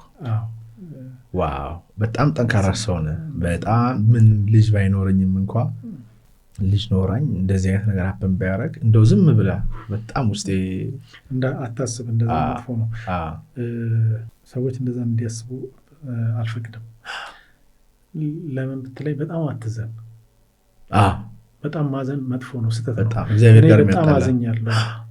ምን ሆኖ መሰለ የጓደኛዬ ልጅ ትሞታለች እና የጓደኛዬ ልጅ ስትሞት እኔ እንጃ በቃ የተሰማኝ ሀዘን ልነግርህ አልችልም። ልብን ክት የሚያደርግ ትቀርባታለህ፣ ታውቃታለህ። በጣም መቀርባት። ቅዳሜ ዕለት ተመርቃ ሰኞ ዕለት ሞተች። ምርቃት እሱ ነው የሚወስደኝ እያለች ነበር አሉ እና ታማ ነው የሞተችው ልጅቷ። ብቻ ያ ሀዘን ውስጤ በቃ የሆነ ግብት አለ። አሁን በእኔ ልጅ ራሱ ሰው እንዲያዘን አልፈልግም። በጣም ዲፕ ሀዘን ጥሩ አይደለም፣ ደግሞ የተፈቀደም አይደለም እኮ። እኛ ዝም ብለን እናደርገዋለን እንጂ ፀሐይ ጥልቅ ነው። አጽናናኝ ማለት አጽናኙን መንፈስ ላክልኝ ብሎ እግዚአብሔርን ማለት፣ በእግዚአብሔር መጽናናት ስትችል ነው እግዚአብሔርን አመንከው የሚባለው እና እንደዛ ነው የሚያዋጣው። ድገምልኝ በእናትህ። በእግዚአብሔር መጽናናት ስትችል ነው እግዚአብሔርን አመንከው የሚባለው። ሰዎች ምን ይሆናሉ? እንደዚህ አይነት ችግር ሲገጥማቸው አንዳንዴ ራሳቸው ይረሱና ጓደኛ ወደ መፈለግ፣ ከሰዎች ጋር ወደ ማሳለፍ፣ ሌላ ርዕስ ውስጥ ወደ መግባት፣ የጦርነት ዜና መስማት። ወደ ሶስት ብንገባ አሁን ሰዎች ምን ያደርጋሉ፣ በየቀኑ ምን ያከናውናሉ ብለህ ብትል ለህይወታቸው የሚጎዳቸውን ነገር ነው የሚያከናውኑት።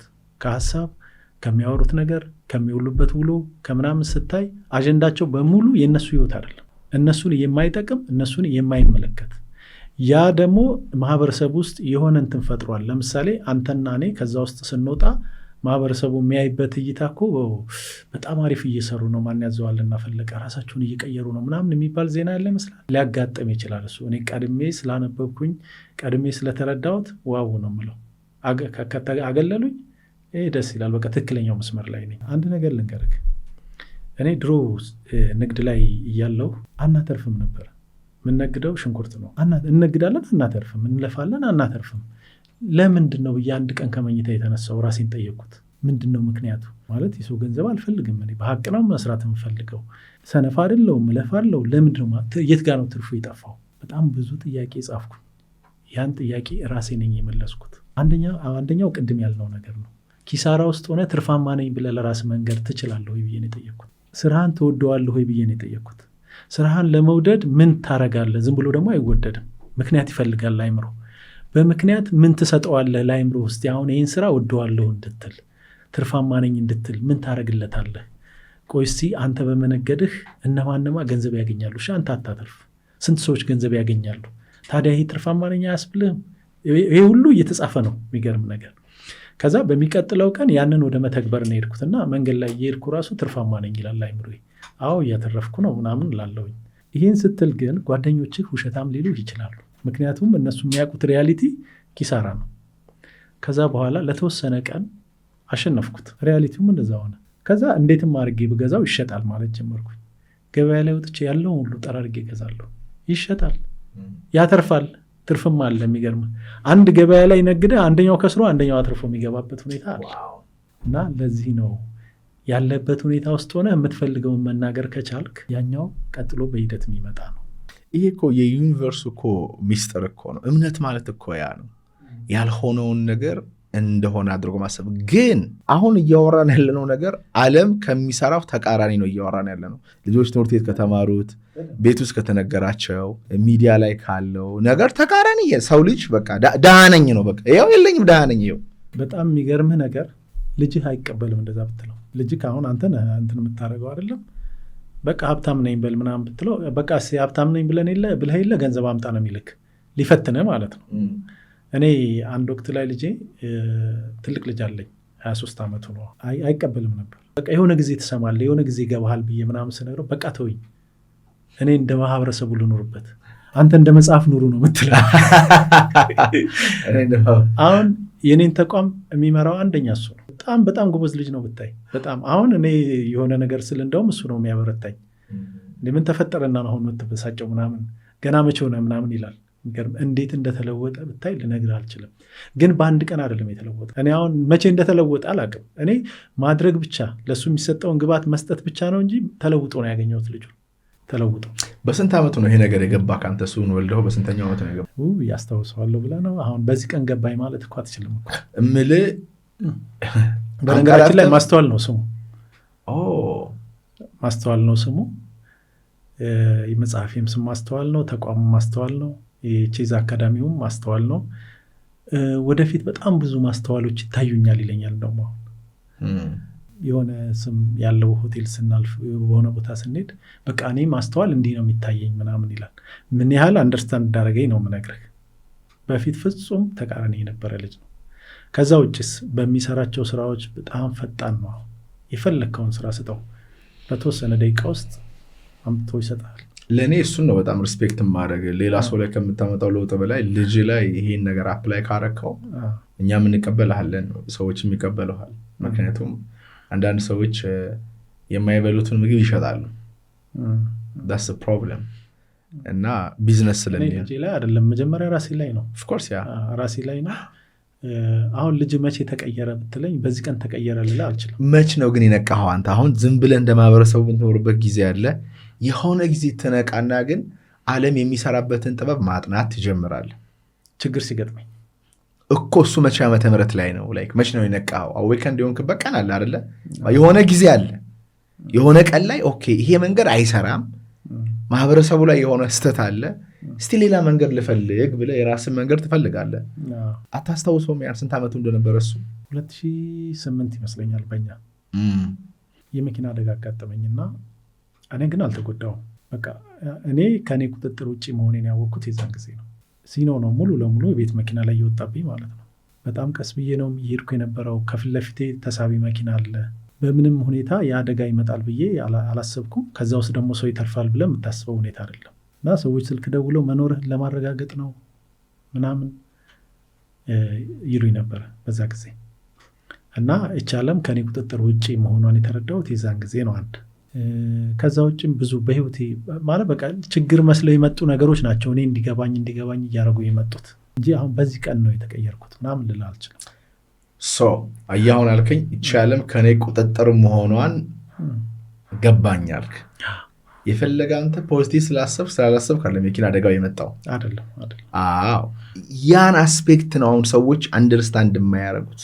በጣም ከባድ የመኪና አደጋ ካስተናገዱ በኋላ ህይወታቸው የተቀየረ 1-2-3 ሰዎች ልቆጥርልህ እችላለሁ። ብዙ አሉ። ሲቀየር ደግሞ ዳይናሚክ የሆነ ለውጥ ነው ብዙ የተረፉት ኮማ ውስጥ ገብተው ነው እነዛ ሰዎች። ከዛ በኋላ የሆነ ነገር ገብቷቸዋል ማለት ነው። ኦፍኮርስ እንደዛ ነው። ገባኝ። አሁን ሰው ምን ሚስ እንደሚያደርግ ልንገርህ። 2 ነገር ነው። things happen for you not on you ይባላል አይደለ? ለእኛ ነው ሀፕን እያደረጉ ያሉት። ግን የህይወት ዓላማ ነገሮችን አስቦ ማሳካት አይመስለኝም እኔ። እሱ ትንሽ ፓርት ዓላማ ነው። ትልቁ ዓላማ ግን ከትልቁ እግዚአብሔር ጋር በመንፈስ መገናኘት ነው። ለዛ ደግሞ አደጋ ያስፈልጋል። ለዛ እኛ የምናስበው እኮ በጣም ጥቂት እኮ ነው። መጽሐፍ ቅዱስ ምን ይላል? በሰው ልብ ብዙ ሐሳብ አለ፣ የሚሆነው ግን የእግዚአብሔር ሐሳብ ነው ይላል። እንደዛ የሆነበት ምክንያት በኖርማሉ ጊዜ እኛ ስለማናስብ ነው። ማሰብ ምንድን ነው?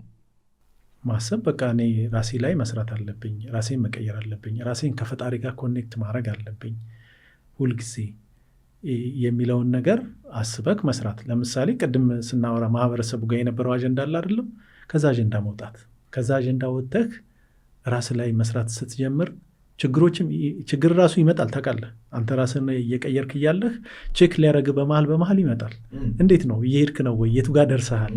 ትመለሳለህ ወይ? ምናምን ቼክ ያደርግሃል። ገብቶሃል? ራስ ላይ ሰራህ ማለት ከችግር በአንዴ ወጣህ ምናምን ማለት አይደለም። እንደውም ያን ጊዜ ነው ችግር እየመጣ ቼክ ያደርግሃል። በ2 ነገር ይቀየራል። 1 አስቦ፣ 2 ደግሞ ችግር መጥቶበት ከችግሩ በኋላ ይቀየራል። አሁን 2ቱም ነገሮች ምንድን ነው ያደረጉት? እንዲያስብ ነው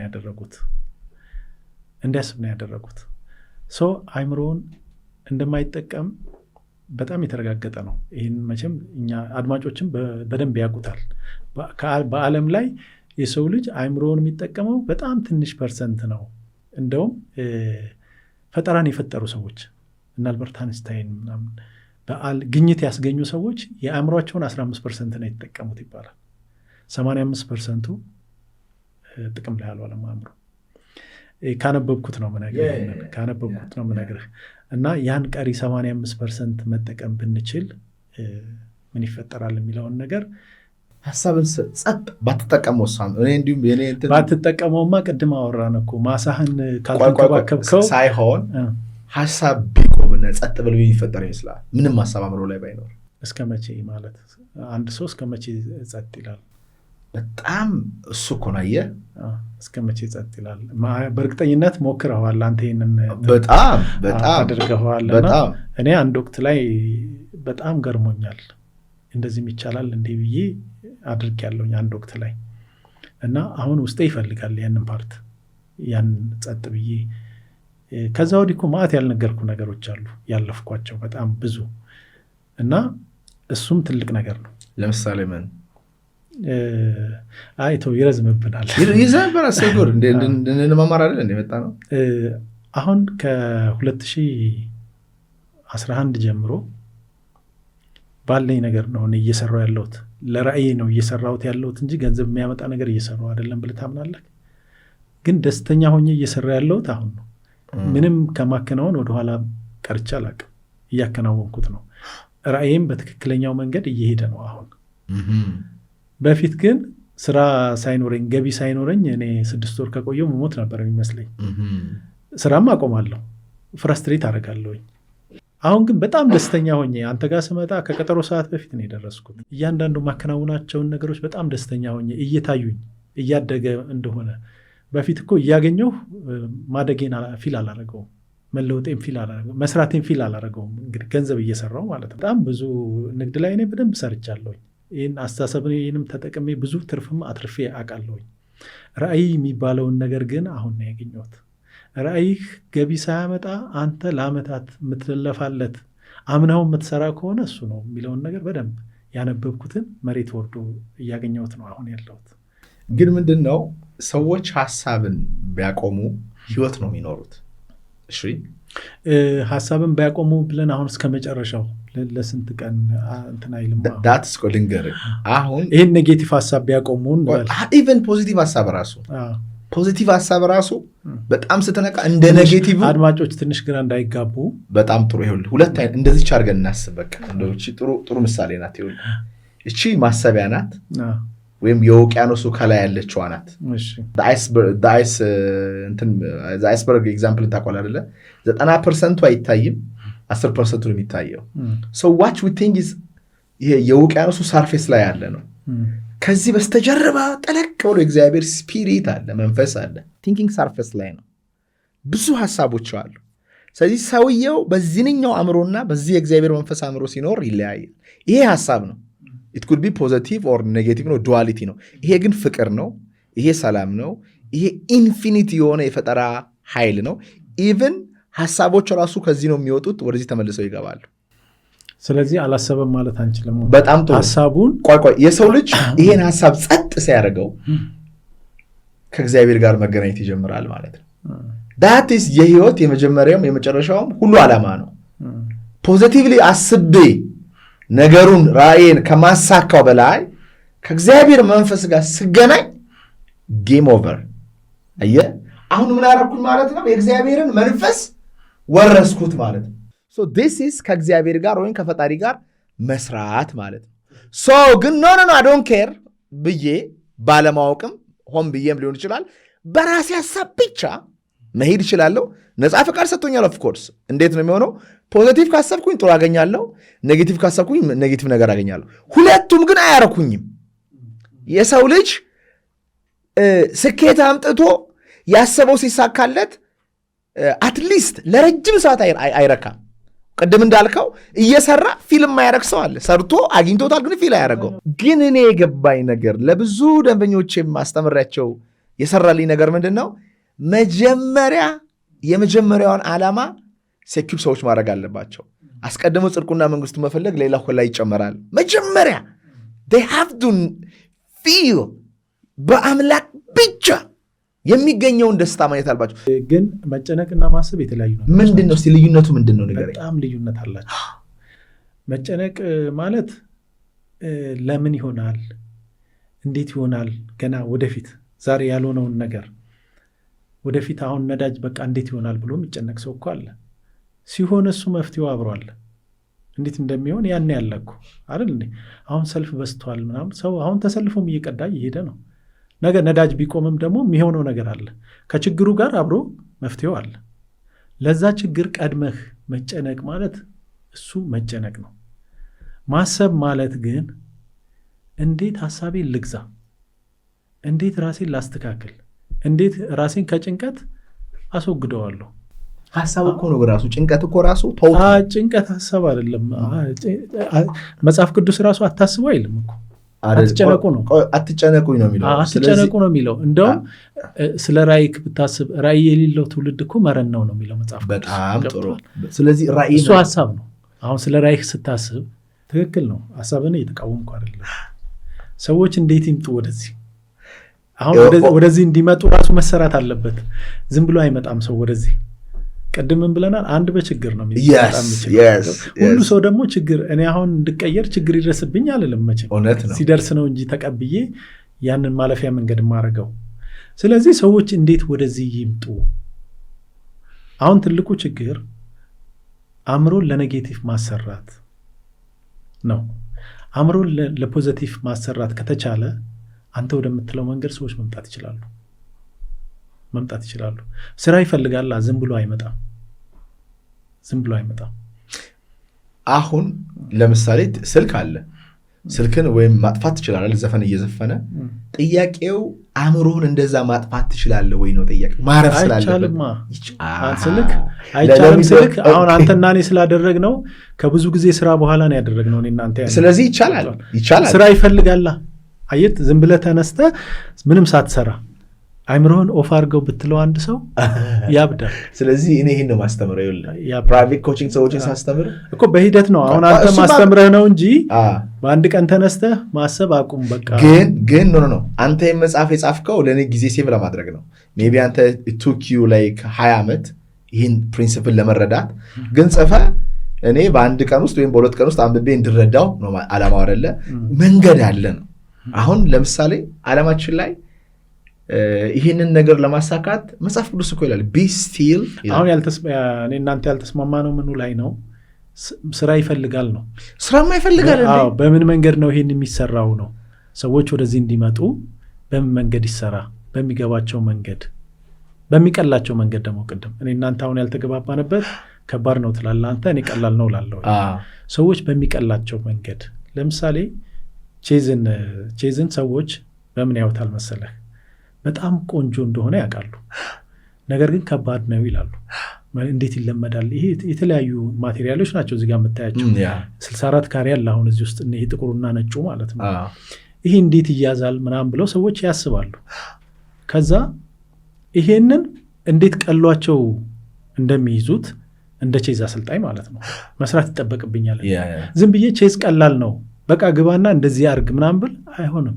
እና ምን አሰብኩኝ እኔ ቼዝ ከባድ ነው ይላሉ ሰዎች፣ ግን ቼዝ ደግሞ እኔ ብዙ ዓመት ተጫውቻለሁኝ እና በጣም ቀላል ነው፣ በጣም አስደሳች ነው። አእምሮውን ስፖርት ነው የሚያሰራው፣ አእምሮዊ ስፖርት ነው ቼዝ።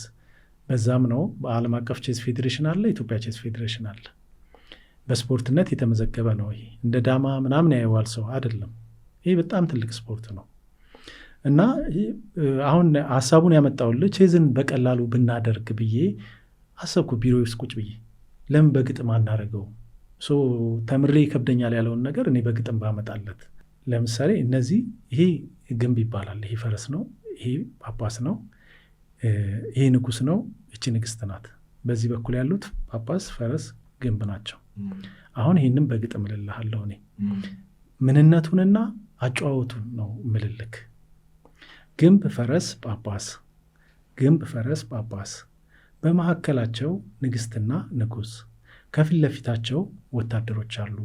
ሁሉም በየተራ ይንቀሳቀሳሉ። ከሁሉም ፈረስ ትለያለች፣ ዘላ ትሄድና ኤል ትሰራለች። ግንቡ ከፊት ለፊት ነፃ ሲሆንለት በቀጥታ መስመር ወደ ግራና ቀኝ ወደ ኋላና ፊት መንቀሳቀስ ሲችል፣ ጳጳስ በራሱ ከለር በተቀመጠበት መራመድ ይችላል ወደ ኋላና ፊት። ሰያፍ መስመሩን ግን መጠበቅ አለበት። ንግስት እንደ ሁሉም ከፈረሱ በቀር መሄድ ትችላለች፣ የጨዋታ ህጉን እየተከተለች። ንጉስ በአራቱም አቅጣጫ አንድ ስቴፕ ይጓዛል። ካስሊንግ ሲያደርግ ጥጉንም ይይዛል። መሄጃ ካጣ ግን ጨዋታውም ያልቃል። ወታደር ወደፊት ብቻ ሲንቀሳቀስ ሰያፍ ነው የሚማርክ መማረኪያው ሲደርስ። ሌሎች ሲማርኩ እንዳካሄዳቸው ተጠንቅቀው ጠላት እንዳያጠቃቸው። አለቀ። አሁን ስለ ቼዝ ትንሽ ሂንት ያለው ሰው በጣም ተገርሞ ነው የሚሰማው። አሁን አንተ መጀመሪያ ስለንተ ስላላልኩ ነው በጣም ተገርሞ። በዓለም ላይ አልተሰራም እንደዚህ በግጥም።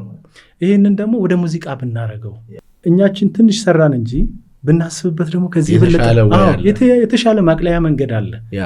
ከዛ ውጪ ቼዝ የሚገርም ስፖርት ነው ለእኔ። አሁን ለምነግርህ ማንነት በራሱ በጣም ብዙ አስተዋጽኦ አድርጓል። አእምሯችን እየሰነፈ አይደለም ያስቸግረን።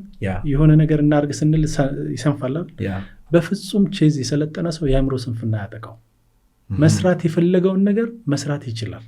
ሰንፎ የሚተው ነገር የለም። ተማሪዎች የቤት ስራ ሳይሰሩ አይተኙም ቼዝ እንትን ካደረጉ አሉኝ ብዙ ሰልጣኞች። እኔ ልጆችም ቼዝ ተጫዋቾች ናቸው በሙሉ በአገር አቀፍ ደረጃ ተጫዋቾች ናቸው። በስንት ጊዜ እናመጣህ ብትለኝ በአንድ ዓመት ከምናምን። በምን ላይ ነው በአንድ ዓመት ምናምን ተነስተ ቀበሌ ውስጥ እንኳን መታወቅ ይከብዳል። ስቲል አሁን በሀገር አቀፍ ደረጃ እኛ በቼዝ እንታወቃለን። ቤተ ፋሚሊያቸው በደንብ ውጤትም አምጥተንበታል። ልጆቹም ቅድም ልጁም ያልኩ ትልቁ ልጅም የተቀየረበት አንደኛውም ቼዝ ነው። ግን ብዙ ግብአቶች አሉ፣ ብዙ አንድ ላይ መዋሃድ ያለባቸው ነገሮች አሉ። ለምሳሌ ቼዝ የማሰብ የማስታወስ የማከናወን አቅምን ከፍ ያደርጋል። የምታከናውነው ምንድን ነው የሚለው ግን አብሮ መሰራት አለበት። አእምሮ ለመጥፎም ለጥሩም ይሰራል። ቅድም ተነጋግረናል አይደለም? የምታስበው ነገር ከፍ ብሎ ለመጥፎ ከሰራበት ምን ዋጋ አለው? ለጥሩ እንዲሰራ ደግሞ ማይንድ ሴቱን አብረን። ግን ይሄ ዲዛይን የሆነበት መንገድ ጥሩ ወይ ነው ወይስ ብዙ ጊዜ ባለሀብቶች፣ ቢሊየነሮች፣ ፖለቲሽያኖች ይጫወታሉ ብዙ ቅስስር ነገር ስላለው? በጣም የሚገርም ነገር በኃይለ ሥላሴ ጊዜ ከቤተሰብ መንግስት ውጭ አይፈቀድም ነበር። ማንኛውም ሰው ቼዝ መጫወት አይፈቀድለትም ነበር። ለምን? እኔ በጣም የሚገርመኝ በቅርብ ነው የሰማሁት። ሻለቃ ይባላሉ አይነገሩኝ ሰውዬ ክልክል ነበረ። በጣም ጠቃሚ ዳይናሚክ እንደሆነ ያውቃሉ። አእምሮን ምን ያህል እንደሚያሳድግ ያውቃሉ። ስለዚህ ተገዢ ነው የሚፈልገው። አሁን በነፃነት እንደዚህ ለማህበረሰቡ ማሰራጨት መቻላችን በጣም ጊዜው መሻሻሉን ነው የሚያሳየው። ከዛ በኋላ ደርግ ፈቀደ። ደርግ ደግሞ ሲፈቅድ ለሚሊቴሪ ብቻ ነበር የፈቀደው። አየር ኃይል ብቻ ነበር የነበረው። እኔን ያሰለጠነኝ ሰው አየር ኃይል ነው ቼዝ የለመደው። አሁን ግን ሲፈቀድ በደንብ አልተጠቀምንበትም። ቀላል ነው። እኔ ብዙ ነገሮችን ቀላል ነው ማለት እወዳለሁ። እንግዲህ ምን ያህል እንደምትል አላቅም። እና እዚህ ላይ ትንሽ ብንሰራ አገሪቷ በጣም ብዙ ለውጥ ይመጣል። በዚህ ልታስተምር ትችላለች ቼዝ? በዚሁ ላስተምር አልችልም። ትንሽ ሂንት ልሰጥ እችላለሁ። ለምሳሌ ስጠኝ። እኔ በጣም ፈጣን ሰው ስለሆንኩኝ ፈጣንነትን እቀበላለሁ። ህግ አለው። አሁን ብዙ ሰዎች የሚከብዳቸውም ህጉን ሳይከተሉ ለመሰልጠን ይሞክራሉ። ህግ አንድ ምንድን ነው? ህግ አንድ እነዚህ ቁጥሮች ታያቸዋል። በዚህ ጋር ደግሞ ስፔሊንጎች አሉ። በአንተ ጋርም ያሉት ስፔሊንጎች በእኔ ጋርም አሉ። ይሄ ይጻፋል። አንዷ እርምጃ በቼዝ ትጻፋለች። ለምሳሌ እቺ እዚህ ጋር 6 ቁጥር ናት አይደል? አንተ ጋር ምንድን ነው ያለው? 2 ነው። አይ ስፔሊንጉ ኤች ነው አይደል? እቺ ማን ላይ ነው ያለችው? ኤች ላይ ነው። ኤች ምን 6። እያንዳንዷ ስፔስ እንደዚህ ትጻፋለች። አሁን ለምሳሌ ፎር ኤግዛምፕል እንደዚህ ከሆነ F4 እና ለመልመድ ጊዜ የሚወስደውን ጊዜ እንውሰድ። ግድ የለም ሀሳቡን ግን ሰጠሃለሁኝ። አካሄዳቸው ምናምን ቅድም እንደነገርኩ ነው። በግጥም ይሄ ግንብ ይባላል፣ በእንግሊዝኛው ሮክ ነው የሚባለው። ይሄ ፈረስ በእንግሊዝኛው ናይት ነው የሚባለው። ይሄ ጳጳስ፣ ቢሾፕ፣ ንግስት እንደዛ ተመሳሳይ ናቸው። ከዛ ወታደሮች በላዋቸው። እነዚህ በላቸው። ችኮላ አይደለ። ይሄ 5 ነጥብ አለው። ፖይንት አላቸው እያንዳንዳቸው። ይሄ 3 ነጥብ አለው። ይሄ 3 ነጥብ አለው። ንጉስ ከተማረከ ጨዋታው ያልቃል። ነጥብ አልተሰጠውም። እቺ ብቻዋን 9 ነጥብ አላት። ከ8 ወታደሮች ትበልጣለች። ይሄ ያው 3 ነው። ይሄ 3 ነው። ይሄ 5 ነው። ይሄ ከመጀመሪያው ተነስቶ እነዚህ ወታደሮች አንዳንድ ፖይንት ነው ያላቸው። ወታደር ግን ምንድነው እሱ ሄዶ እዛኛው ጥግ ከደረሰ ንግስት የመሆን እድል አለው። ወደኋላ አይሄድም። ይሰዋል እንጂ ወደፊት ብቻ ነው የሚሄደው ወታደር። ሌሎቹ አጥቅተው መመለስ ይችላሉ። ወደፊት ወደኋላ መሄድ ይችላሉ፣ በህጉን ተከትለው ማለት ነው። ወታደር ከመጀመሪያ ሲነሳ ልክ እንደ ዳማ ነው። 2 ስቴፕ መሄድ ይችላል፣ 1 ስቴፕ መሄድ ይችላል። እንደ ዳማ አይደለም። አሁን ዳማ የምትችል ከሆነ የዳማን ችሎታ ለዳማ ታስቀምጥና ይሄ ቼዝ ነው እዚጋ የምትማረው። ምናልባት ዳማን ሊመስል የሚችለው ይሄ ካሬው እንጂ ሌላ ምንም የለውም። ስለዚህ አሁን ከዚህኛውን ጀምርሽ ይሄንኛው 1 እና 2 መሄድ ይችላል። ከፈለክ 2 ከፈለክ 1 ወደ ጎን መሄድ አይችልም። በጣም ጥሩ። እሺ፣ ስለዚህ ይሄ እነዚህ ህግ ነው፣ አለቀ። so let's talk about this። ይሄስ ምን ማድረግ የሚችለው? እሱ ደግሞ ከፊት ነፃ ሲሆንለት በቀጥታ መስመር ወደዚህ ጎን ፊት ለፊት ብቻ ስትሬት። ለምሳሌ እዚህ ጋር ከወጣ በኋላ እንደዚህ መሄድ ይችላል። እሺ፣ አንዳንድ ነው ግን አይደለም፣ በፈለገው እስከ መጨረሻው አንሊሚትድ ነው። ነፃ ሲሆንለት ግን እዚህ ጋር አይመጣም። ለምን ብትል ይሄ ጠላት ወረዳ ነው። እሺ፣ ይሄ ወታደር ይበለዋል እዚህ ጋር ከደረሰ። ይሄ ፈረስም ይበለዋል፣ ያገኙታል። ስለዚህ የሚሄደው ነፃ ሲሆንና አደጋ ከፊት ለፊቱ ከሌለ። በጣም ጥሩ። ይሄንኛውስ? እሱ እንደዚህ ነው የሚሄደው ማለት ነው። ወደ ጎን ዘሎ ይወጣና እንደዚህ ኤል ሰርቶ ይቀመጣል። ኦኬ። ስለዚህ አሁን እዚህ ጋር ተጫውተን እንደዚህ ያደርጋለሁ ማለት ነው። እሱ ጋር ታዲያ። እሺ፣ ሌላስ? ከዚህ ውጭ ምንም የለውም። በቃ እንደዛ ነው። ወደፊትም ወደኋላ ኤል እየሰራ ነው የሚሄደው። ኤል እየሰራ። ስለዚህ እዚህ ጋር ከሆነ እንደዚህ ነው። በጣም ጥሩ። እሺ፣ ይሄንኛውስ? እሱ ነጭ ላይ አይደል ያለው? ከፊት ነፃ ሲሆንለት ለምሳሌ እዚህ ጋር ነጭ ላይ ያለው ይሄኛው ነው። እንደዚህ ነው የሚሄደው። ዲያጎናል ወደ ጎን ማለት ነው። ዲያጎናል ብቻ ወደ ኋላም ወደፊትም። ከዛ ይበላል ግን አይደል? ካገኘ አግኝቶ ነው እንዴ? እሺ፣ ይሄስ? እሱ ንጉስ ነው። ንጉስ 1 ስቴፕ ነው መሄድ የሚችለው፣ ልክ እንደ ዳማ ማለት ነው። አይደለም፣ አንድ ስቴፕ ይዞ እንደዚህ ዳማን ተው በእናትህ፣ ዳማን አትጥራስ። ለምሳሌ እዚህ ጋር ከሆነ 1 ስቴፕ ወደ ፈለገው አቅጣጫ ይሄዳል። ምንድነው ይሄ እንደዚህ የሚሆነው? ጠላት ሲመጣበት ለመሸሽ ለማጥቃት ምናምን ነው የሚንቀሳቀሰው ንጉስ። ጨዋታው ንጉስህን ማስጠበቅ ነው። ለምሳሌ ይህን እንዳንድ ሀገር ብንወስደው ስንት ንጉስ አለ እዚህ አንድ ሀገር ላይ? 2 ንጉስ፣ አንድ ነጭ አንድ ጥቁር። አንተ ጋር አንድ ንጉስ አለ፣ እኔ ጋር አንድ ንጉስ አለ። 2 ንግስት አለ፣ 4 ጳጳሶች አሉ፣ 4 ፈረሶች አሉ፣ 4 ግንቦች አሉ። ምንድነው ዓላማው? አንድ ሀገር ላይ 2 ንጉስ አይቻልም ማለት ነው። ከዚህ ልክ እነዚህ እንደ ከባድ መሳሪያ ወሰዳቸው፣ እያጠቁ መመለስ ስለሚችሉ። እነዚህ ጦርነት ነው የሚካሄደው እዛና እዚህ መካከል። ጦርነት ከተካሄደ በኋላ ንጉሱን ማርኮ አገሩን ነፃ ማድረግ ነው ጨዋታው። ቀመረኛ ትሆናለህ። ግን ይህን ካወቅ በቃ እንትን ነው። አሁን ቅድም ወዳልነው ወደ ልብክ እንድትመለስ እንድትረጋጋ ያለ ምክንያት አንድ የቼዝ ፒስ ከአንድ ቦታ አንድ ቦታ ኬት ነው መግዛት ምችለው አለ። ይሄ አለ፣ ችግር የለም አታስብ። ስልጠናውም ይሄን ያመረት ነው። ይሄ ማቴሪያሉ ይሄም እናንተራችሁ ታውሩት። ይሄን ትሰጠኛለህ። በቃ የዛሬ እዚህ ይቀራል። ይሄ እኛ ነው የምናመርተው። ይሄ ትክክል አይደለም የማይሸጥበት ምክንያት። ይሄ ማቴሪያል አገር ውስጥ አላገኘ ነው። ይሄ ዝም ብሎ አሁን ባነር እንትን ነው አለ መኪና ውስጥ። በኋላ አሳያለሁ። ከውጭ የሚመጣው አለ። እንደዚህ አያምርም። እኛ እንደምንሰራው አያምርም። ይሄ በጣም ያምራል። በጣም ነው የሚያምረው። ይሄ ቢሮ ውስጥ ራሱ እንደዚህ ቢቀመጥ ደስ አይልም? በጣም ለዛ እኮ ነው ስተኛ ያልኩ። እሰጥሃለሁ እኮ አሁን ከዚህ በኋላ እኮ ቤተሰብ ነን እንዴ? በአንድ ቀን ጋይስ ኃይለሥላሴ ሰው ቼዝ እንዳይጫወት አድርገው ራሳቸው ነው ይህን ህዝብ 40 ምናምን ዓመት የመሩት። 50 ነው እንጂ 50 ዓመት ነው እንዴ? 50 ዓመት ሁሉ ቀጥቅጠው የመሩት እሳቸው እየተጫወቱ ቤታቸው። ከዛ ደግሞ ደርግም ደግሞ ለሚጠቅማቸው ሰዎች ብቻ ነው ፕሌይ የሚያደርጉትና ኢትዮጵያ ቼዝ ፌዴሬሽን ስራ አስፈጻሚ ነኝ በነገራችን። አሁንም እኔ ነኝ ስራ አስፈጻሚ። አሁን አመት ከምናምን ነው ቼዝ ከጀመርኩ ስልክ እዛ ቦታ ለመድረስ አስበው በአጭር ጊዜ ነው እና ቀላል ነው ብለው። ለዚህ ነው ግን ኦሎምፒክ ላይ ተሳትፋላችሁ? አዎና ሰው ትልካላችሁ? አዎ እንዴ በጣም ትልቅ እንትን እኮ ነው። እንትን አቅርቤ ያለው ሪፖርት አቅርቤ ያለው በቼዝ በአጭር ጊዜ ውስጥ ምን ያህል ስራ እንደሰራው ለባህልና ስፖርት ሚኒስቴር ለሚኒስትር ዴኤታው አቅርቤ ያለውኝ በሪፖርት እና በጣም ነው የተደሰቱት። አገር አቀፍ እውቅና እንዲሰጠኝ ፈቅደዋል። እሱም ፕሮሰስ ላይ ነን። አሁን ከሰዓት ሄዳለሁኝ እዛ። አንተ ዶክተር ብትሆን እኛ ስለ ዶክተርነት ወይም ደግሞ የሂሳብ ባለሙያ ብትሆን የሂሳብ ሙያ እናስተምርም፣ ሃይማኖት አናስተምርም። የሃይማኖት አስተማሪዎች ስላልሆንን ማለት ነው። ነገር ግን ፖለቲከኛ መጥቶ እኛ ጋር ሰልጥኖ ጥሩ ፖለቲከኛ መሆን ይችላል። ዶክተሩ መጥቶ እኛ ጋር ሰልጥኖ ጥሩ ዶክተር መሆን ይችላል። ምን ላይ? አሳሰብና አእምሮ ላይ በተመለከተ ይህን እንደ መመሪያ ነው ያስቀመጥነው። ለምን መሰለ? ይህን እንደ መመሪያ አንድ ተቋም ስታቋቁም መመሪያ ከሌለህ ወይም ደግሞ የምትመራበት ነገር ከሌለህ የሃይማኖት ሰው ሲመጣ ይዞ ይሄዳል። የፖለቲካ ሰው ሲመጣ ከሱ ጋር ልትሄድ ነው። ዶክተሩ ሲመጣ ከሱ ጋር ሀሳብ ጋር ልትሄድ ነው። ገብተዋል? እንደ አቋም ይሄ ሀሳብ አለን እና ምናልባት ዲፕ መንፈሳዊ አድርገን ማናስተምርበት ያም ሊከለክለን ይችላል። ለምሳሌ ሌላ ሃይማኖት ያለው ሰው እኛ ተቋም ይመጣል። ለማንም ሰው ክፍት ነው።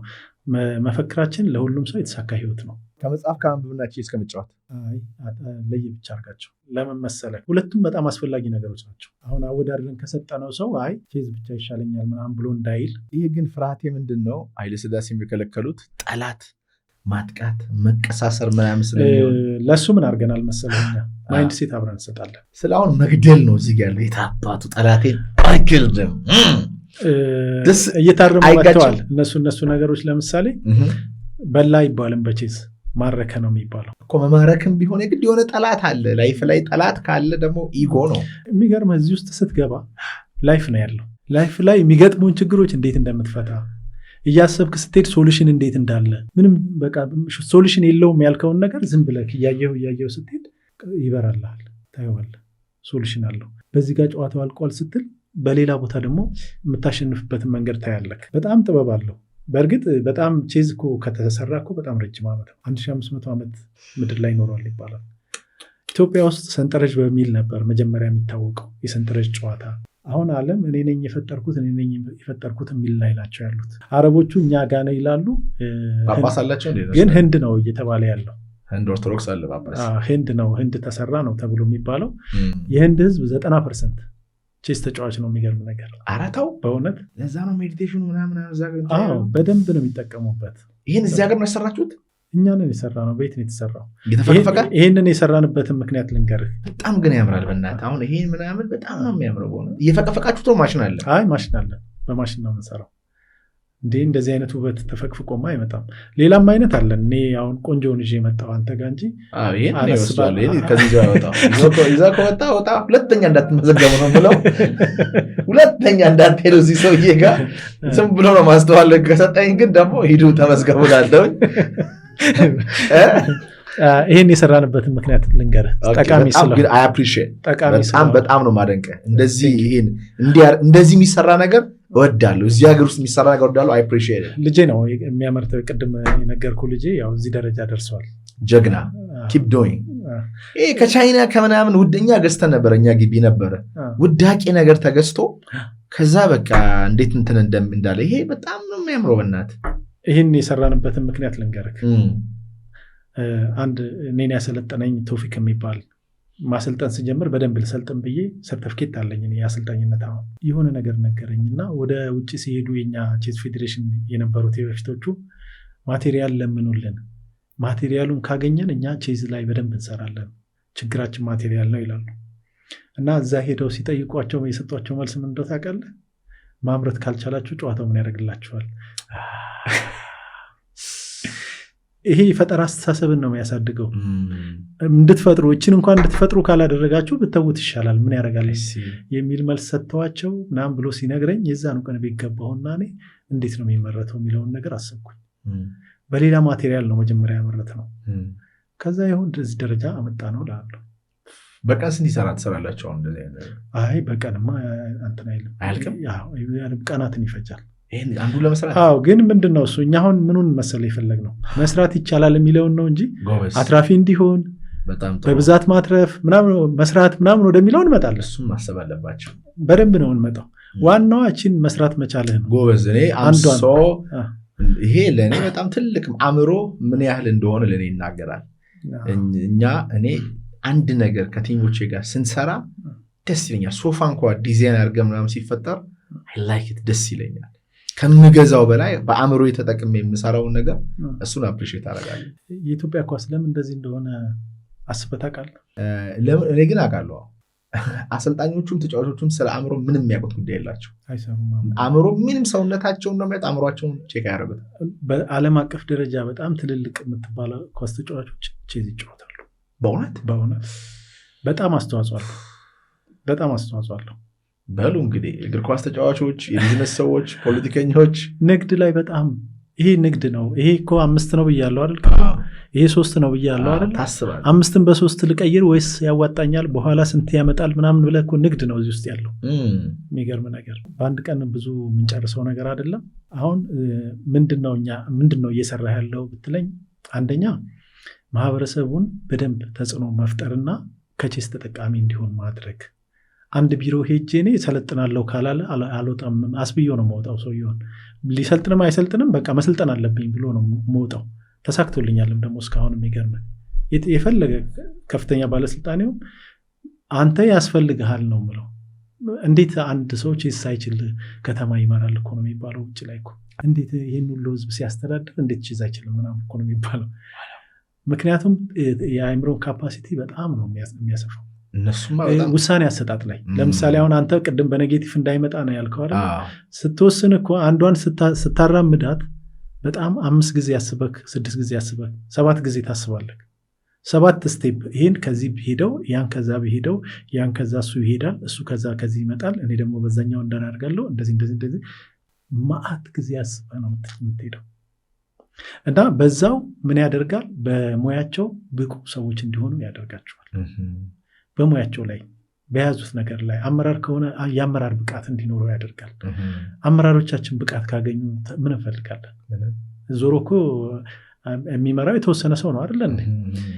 እና እንደዛ አሁን ለሚኩራ ነበረ እንትን የኛ ያለው እዚህ ለሚኩራ ነው የሚባለው ሀያት ትምህርት ቤቱ። አዎ ወጣቶችና ስፖርት ቢሮ ሄደን ስታፉ መሰልጠን እንዳለበት ተነጋግረን የወጣሁት። እናንተ ያልሰለጠናችሁትን ሰው እንዴት ይሰለጥንላችኋል? ምክንያቱም እነሱን ይመለከታቸዋል። ወጣቶችና ስፖርት አይደሉ? ስፖርትን የማስፋፋት የማደራጀት ምናምን ስራ የነሱ ነው። እና ቼስ ሰልጥን የምትሉት ሰው እናንተስ ለእናንተ ማይጠቅም ነገር ሰው እንዴት ይገዛል? እናንተ የማትገዙትን ነገር ሰው ግዛኝ ይባላል አይባልም እኮ። እና ተማምንን የወጣሁት እንደሚሰለጥኑ አሁን የምርጫ ሰዓት ነው፣ ምርጫ ሰዓት ይለፍና አሰልጣኝ ትልክልናለን እንሰለጥናለን ብለዋል። እና እንደዛ ነው ማን that's so good ብቻ በጣም ቆንጆ ቆይታ ስላገኘው በጣም ደስ ብሎኛል። በጣም ነው የተደሰትኩት። ውይይታችንም ይጠቅማል ብዬ አስባለሁ። በጣም ወደፊትም እንቀጥልበታለን። እዚህ ጋር የሚቆም አይደለም። በየቀኑ ስራችን በቃ የነፍስ ጥሪያችን ነው ይሄ። absolutely ሰው አእምሮ ሲለወጥ ነው ህይወቱ የሚቀየረው። በትክክል። እና ዓለም ደግሞ ለዛ የአእምሮ ለውጥ አመቺ ቦታ አይደለች ማለት። ሰው ሲያጨስ እንረዳዋለን፣ ገብቷል። ሰው ሲበላ ሲጠጣ ኦኬ፣ እግር ኳስ ሲያይ ግን አእምሮ ላይ ግን ሲሰራ we don't understand ማበደ ወይ እንለዋለን። እንትን ላይ እኮ ድህነት እኮ ብዙ ጠበቃ አለው፣ ብልጽግና ግን ጠበቃ የለውም። ሀብት ጠበቃ የለውም። ለምሳሌ እኔ እናንተ ብንል ልበልክ ድህነት ኃጢአት ነው ብንል አሁን በጣም ብዙ ሰው አይቃወመንም። ድህነት በሽታ ነው ብንል አሁን ብንል እያልኩ ነው እንኳን ገብቷል። ገና እየተጠነቀቅኩኝ ነው። ግን ሀብትን እንደፈለገ ስናበሻቅጠው ብንል የሚያጨበጭብ ሰው የለም። አየህ፣ ግን ሀብታም መሆን እንፈልጋለን፣ ሀብት እንፈልጋለን እንላለን። ሀብት አለን የሚሉ ሰዎች እንኳን በአግባቡ ሀብትን አያወድሱትም። ምክንያቱም ከድሃ ጋር የቆምነው ብሎ ለማስመሰል ነው። የሚገርም ነገር በትክክል ይሄ ነገር ተጽዕኖ ፈጥሮብናል እንደ ሀገር። እኛ እኮ ድሮ ጉረኛ ምናምን ስንላቸው የነበሩ ሰዎች ብዙ ሀብት ፈጥረዋል። እኔ አንዳንድ ሰው ይገርመኛል። ምን ያውቃል እሱ ከሀብት ውጭ ምናምን። ስለ ሀብት ካወቀ ራሱ ትልቅ እውቀት ነው። ገብተዋል። ሌላ ነገር ሚስ አድርጎ ሊሆን ይችላል። ስለዚህ ድህነት ብዙ ጠበቃ ስላለው ወደፊት ሀብት የሚፈጠረው ከእንደዚህ በፊቱ አይደለም፣ በተለየ መንገድ ነው የሚፈጠረው። ታየዋለህ። እኛ ችለን ስንገኝ ከኛ ጋር ነው የሚያጨበጭቡት። አሁን አባይን ገደብን፣ ምን ተፈጠረ? በጣም ጥሩ ግን ብዙ ተወራጭ። ቆይ የደም ጠብታ ሄጃቸዋለሁ አባይ ግድብን የኢትዮጵያ ሕዝብ መቼም ሊረዳው በማይችል ዋጋ የተገነባ ግድብ ነው። ባይዘወይ እንዲህ አድርገን ኖ የደም ጠብታ የተባለው የእውነት ነው። እዛ ሚዲያ ላይ ያልቀረቡ ሰዎች አሉ። እኔ እዛ ቤርኩ ሰዓት የማወራቸው ስንት ሹፌር እንደሞተ፣ ግብፅ ስንት ጠላት እንደላገች፣ ስንት የቀን ሰራተኛ እንዳለቀ በደም ጠብታ የተገነባ ነገር ነው። ይሄ ነው ምልክ። ኢትዮጵያ ማለት ዓለም ላይ እንዳትደመጥ አድርጋለች። ኤንድ አሜሪካንም ከነሱ ጋር ነበረች። ማንም ሰው እዚህ ምድር ላይ ኢትዮጵያ ሀያል እንድትሆን የሚፈልግ ሀገር አለ ብዬ አላምንም። ቢፈልግ እንኳ ከሱ በታች እንድትሆን የሚፈልገው እንጂ በጭራሽ ከሱ በላይ ሀያል ሆና ይሞታታል እንጂ አታውቅም። አሁን ራሱ የምናየው ጦርነት የኢራንና የአሜሪካ ጦርነት፣ ኢራን ከነሱ የባንኪንግ ሲስተም የወጣች ናት። ስለዚህ ኢራቅን እንዴት እንዳጠፉ ታውቃለህ። ሊቢያ እንዴት እንዳጠፉ ታውቃለህ። የሆኑ ሀገራት እንዴት እንዳጠፉ ታውቃለህ። ለምንድን ነው ቢባል ጀስት ቼዝ ኮንትሮል ነው ማድረግ ይፈልጋሉ። የሆነ ጊዜ ግን ይወጣል ከእጃቸው ታውቃለህ። የመጽሐፍ ቅዱስ ቃልም አለ፣ ይወጣል ከእጃቸው። እኛም አምነን መቀጠል ነው የሚጠበቅብን። አባይ ሲጀመር እኔ በሚዲያ አስተያየት ሰጥቼ ነበረ። ዲቪ ወደ ኢትዮጵያ ይሆናል ይህን ስናሳካ ብዬ፣ ግን አልተላለፈም፣ ቆረጡት። ይሆናል ብለው ስላላመኑ ማለት ነው። አሁን እንደዛ ነው የምታስበው? አዎ ይሆናል። በኢትዮጵያ ትንሣኤ ታምናለህ? እንዲህ በደንብ እንዴ። ካላመንኩማ ለምን እንደምሰራው ታዲያ? ለምን እንደምሰራው ዛሬ ነው የማቆመው በሱ ካላመንኩ። ለምሳሌ ስለ አስተሳሰብ የሚያወሩ መጽሐፎች በሙሉ ሳይኮሎጂ ተብለዋል። አየሰው የማይጠቀምባቸው ለዛ ነው። ሳይኮሎጂ ማለት ያልተኖረ ቀላል ህይወት ማለት ነው። በቀላሉ ልንገርክ፣ ቀላል በመሆኑ ያልተኖረ፣ ሲኖር ግን በጣም ህይወትን ላይፍን የሚያቀል ነው። ምን ሆኗል ግን? አስተሳሰብ ከሚባል ሳይኮሎጂ ነው። ሳይኮሎጂ ያሳብዳል። ሳይኮሎጂ ሌላ መንገድ ይወስድሃል፣ አይምሮህን እንዲያረግሃል ምናምን ተብሎ እንዳንጠቀምበት ተደርጓል። መጠቀም ያለብንን ፓርት ሚስ እንድናደርግ ገብተዋል። ለምንድን ነው? እሱ አስተሳሰብ ነው። በቃ የሆነ ሰው የተሻለ አድርጎ አሰበ፣ ያንን ስንኖረው ደግሞ ሲምፕል ይሆናል። ለምሳሌ ቅድም አንተ ከእግዚአብሔር ጋር በመገናኘት ጸጥ ብዬ ለእግዚአብሔር ሰጠሁት፣ መልሱን አገኘው። ይሄ የሆነ ሰው ጋር ሲሄድ ለምን ሳይኮሎጂ ይሆናል? በቃ አስተሳሰብ ነው። አስበ ደግሞ የሰራልህን ነው እየነገርከን ያለው እኮ ማለት ለራስህ ኖረው ነው እየነገርከን ያለው እኮ። ለእናንተ ብቻ ኖሩት አይደለም እያልክ ያለው። እና ያ ነገር ሁልጊዜ በጣም ይገርመኛል። ለምንድነው መልካም ነገሩ ወደ ዞር የሚደረገው? ለምንድነው እንዳንጠቀምበት የሚደረገው? እኔ እናንተ እንኳን አልፈን ሄደን ልንጠቀም እንችላለን። አብዛኛው ሰው ግን ፈርቶ ነው ያለው፣ አይጠቀመውም። ሳይኮሎጂ አያነብም እኮ ሳይኮሎጂ መጽሐፍ። እኔ የሆነች ልጅ ዩኒቨርሲቲ ሆኜ ሳይኮሎጂ በደረሰበት እንዳልደርስ ብላ እኔ ጋር ሰልጥና ወዲያው ነው ግን የተቀየረችው። ወይኔ ነው ያለችው። በቃ እንዳላየው ተደርጌ ነው። እና እንዳናየው የተደረገው ነገር አለ። የኢትዮጵያ ሕዝብ ያገላል እንደዚህ አይነት ነገር የሚያወሩ ሰዎችን። ኢሉሚናቲ ናቸው፣ ሴጣን ናቸው። አሁን ችግሩ ምን እንደው ታውቃለህ? ተከታይ ያላቸው ሰዎች፣ ተሰሚነት ያላቸው ሰዎች ናቸው ነገሩን የሚያጠፉት። ትንሽ ነገር ሲሉ ተከታይ ደግሞ ይከተላል። ምንም አማራጭ የለውም። የሚያሳዝነው ስቃይ ላይ ሆኖ ነው ግን እነዛን ሰዎች የሚሰማው። ድህነት ውስጥ ሆኖ፣ ችግር ውስጥ ሆኖ እግዚአብሔር ዕለት ዕለት እያሳዘነው ሰውየው መድረክ ላይ ወጣው እነዚህ ሰዎች እንደዚህ ናቸው ምናምን ሲል ይሰማና ተቀጣጥለው አብረው ይጠፋሉ። ሀገሪቷም እየጠፋች ነው። አንደኛ አእምሮን ያለማሰራት ችግር ነው። ገብተዋል። ለምሳሌ ሞቲቬሽን ለምን ጠላ? ሰው እስቲ ንገረኝ። ምንድነው? ምኑ ነው የተጠላው? እስቲ መነቃቃት ለምንድነው የተጠላው? አሁን መነቃቃት አንደኛ ድህነትን ይነካከዋል የተጠላበት ምክንያት። ሁለተኛ በዛው ማስቀጠል አይችልም ሰው። ለማስቀጠል ስራ ይፈልጋል። ሰዓት ከሰዓት ስራ ይፈልጋል ያን ሞቲቬሽን ለማስቀጠል እንጂ በህይወት ላይ ሞቲቬሽን ለውጥ ስለማያመጣ እኮ አይደለም። ጦርነት የተነሳበት እንዴ በጣም እስከ ብዙ እኮ እንትን ነበረው አይደለም እንዴ? ሰው ሞቲቬሽን ጋር እንዳይሄድ ምናምን አጠፉ ይዛቸው። እኔ ግን አቅ ነበር የሚገርምክ እንደዚህ እንደሚሆን ሞቲቬሽን የሆነ ዝቅ እንደሚል አቅ ነበር። ለምን ማህበረሰቡ ዝም ብሎ አይለቅህም እንዴ? ብዙ ነገር ይፈልጋል ያስፈልጋል ይበለው። አሁን ነገርኩ እኮ ይኸውልህ ኑሮ እንዲህ እየተሽከረከረ ነው። ነዳጁ እየጠፋ ነው። ጦርነቱ የት ነው የምትሄደው? የት ነው? እውቀት ሳይኖር ጥበብ ሳይኖር ቅድም እኮ አልክ ሀብት የምንገነባበት መንገድ እንደ ድሮ አለ። ይፈልጋል ይሄ አእምሮ እውቀት ያለውና በመንፈስ የነቃ ሰው የሚያንጸባርቅበት ጊዜ ላይ ደርሰናል። አሁን መቼም ሪከርድ ሆኗል አይደለ? እንትናችን ከሆነ ዓመት በኋላ ከ10 ዓመት በኋላ እድሜ ይስጠንና ቁጭ ብለን እናወራለን። ምን ሊፈጠር እንደሚችል ተአምር ነው በምድር ላይ የሚፈጠረው ተአምር ነው የሚፈጠረው። ይህንን ፖድካስት ወደ እናንተ ያደረሰው ማን ያዘዋል እሸቱ ግቢ ነው። ጤናማ ምግብና መጠጣችን ይመረጣል። የግቢያችን ድባብ ሰላም ይሰጣል። ቦሌ ሰላም ሲቲ ሞል ጀርባ እንገኛለን። ይሞክሩን። እኛ በአንድ አቅጣጫ ብቻ ስለምናይ ፊትለፊቱን ብቻ ስለምናይ የምናውቀውን ያህል ብቻ ስለምናይ ነው እንጂ የማናውቀው በጣም ብዙ ነገር አለ። እውቀት ደግሞ የያዙ ሰዎች የሚያሸንፉበት ሞቲቬሽናል ስፒከር የሆኑ ሰዎች ተፈልገው በባትሪ አእምሮ ላይ የሰሩ ሰዎች ስፒሪቹዋሊቲ ላይ የሰሩ ሰዎች በባትሪ ተፈለገው ውድ ብር እኔ አሁንም የሚከፈለኝ ውድ ብር ነው። ነገ ደግሞ በብርም ላትገዛኝ ትችላለህ። ካወቀው ሰው ከጭንቀት የሚወጣበትን ትክክለኛ መንገድ ካወቀው አንተ እኔ አሰልጥኜ እኮ ገንዘብ ተቀብዬ አላውቅም። ለምን አትቀበልም? ለምን በለኝ። እሺ ዋጋው አይደለም። ለምን ነው የምትቀበለው? በነፃ ነው ማሰለጥነው። ለምን በርካሽ የምሸጠው? ነፃ መስጠት እኮ በጣም ውድ ነው። ማን በርካሽ እንዴት ትሸጠዋለህ? እንዴት በ10 ሺህ ብር ምናምን እንዴት የህይወት ክህሎት ስልጠና ይሰጣል? ስለዚህ ነፃ ነው። አንተ ጋር ስልጠና እስካሁን ነፃ ነው። አሁን በቼዙ እያስከፈልን ነው። ይሄ ርካሽ ስለሆነ ነው ታስከፍሉት? ርካሽ አይደለም። ይሄ ርካሽ አይደለም፣ እያስከፈልን ነው። ውድ ነው የምናስከፍለው።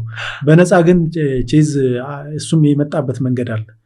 ሰዎች ክፈሉን ሁሉ እያሉ የነበረበት ሁኔታ አለ። ያንን ለመቀየር ነው የምንሰራው። እሱ እየቀየር ነው እየከፈሉ ነው። አሁን ገንዘብ መቀበል ነውር ነው እያልኩ አይደለም። የህይወት ክህሎት ስልጠና አሰልጥነህ ገንዘብ መቀበል ነውር ነው እያልኩ አይደለም። ዋጋው ያንሰዋል። በሰዓት ሰው ለምግብ ይከፍል የለ እንዴ? ለሻይ እኮ ይከፍላል። በሰዓት እኮ ለሲጋራ ለመጠጥ ይከፍላል። ከኬንያ እኮ እንትን አምጥተው በሰዓት 300,000 400,000 ይከፍላሉ እኮ አውቃለሁ። እኛ ገብተዋል። እኛ ስለሆነ ነው ማይቀበሉን። እኛ ስለዚህ ወተን ደግሞ እንሸጠዋለን። እንደዛ ባሰብ በጣም ከዛ ውጭ ደግሞ ሁለተኛ ነገር ደግሞ ራሴንም ማብቃት ስለምፈልግ በጣም ጥሩ። በዚህ ስማማለሁ። ከፍለውኝ እንዴት ለማመድባቸዋለሁ? ተለማማጅ እኮ ነኝ እኮ። ገብተዋል። እንደዛ ነው። ቼዙን ከፍዬ ሰልጥኛለሁ።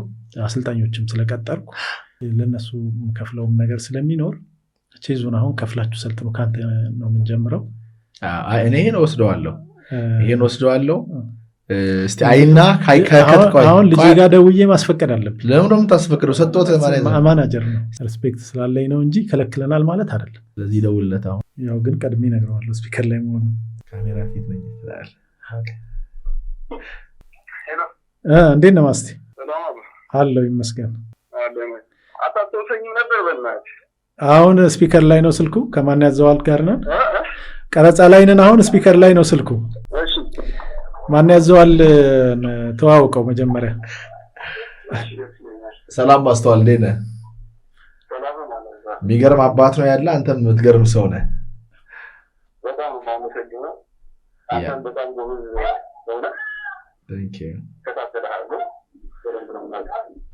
አመሰግናለሁ። ይሄ የሰራችሁበትን መንገድ በጣም ወደድኩትና ስጠኝ ስለው አይ ልጄን ማስፈቀድ አለብኝ ቦሴ እሱ ነው አለኝ።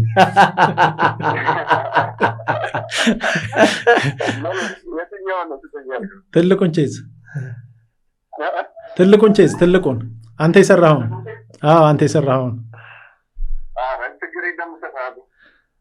የ300,000 ብር ነው ማስታወቂያ የሰራሁት እና በነፃ ነው መውሰድ ያለብኝ እያለ ነው። ይውሰደው አይደል? እነስማማ። በቃ አጨብጭቡ። እሺ ማስቲ ደውልልሃለሁ። በቃ ቻው። እሺ እወዳለሁ። በጣም ያደነኩት ግን ከቼዙ በላይ ልጁ ጋር ደውሎ ማውራቱ ፕሊዝ። ይሄው በቃ this knows ምን ያህል የምታወራውን ነገር እንደምትኖር በጣም የሚያስነግር ነው። በጣም አድርጌ አመሰግናለሁ። ክብራትና ክብራን እዚህ ጋር ስልክ አስቀምጠናል። የቼዝ ስኩላቸውና የስልጠና ስኩላቸው ነው። ደውላችሁ ተመዝገቡ። እንግዲህ ስለከፈሉኝ ከፍለዋል። በእናንተ ቤት ነው የከፈሉኝ። ያደረግነው ኮንቨርሴሽን በጣም ጥቅም አለው። አይነው ተከራክረናል። ፖድካስቱ እንደዛ መሆን ስላለበት ነው የምንከራከረው። እኔም እያቋረጥኩት ነው፣ እሱም እያቋረጠኝ። ለእናንተው ነው ይሁላ እየሆነ ያለው። ትረዱናላችሁ ብለን እናስባለን። ላይፍ እንደዚህ ፍጭት ነው። ፖድካስት ፍሬንድሊ ቶክ ነው።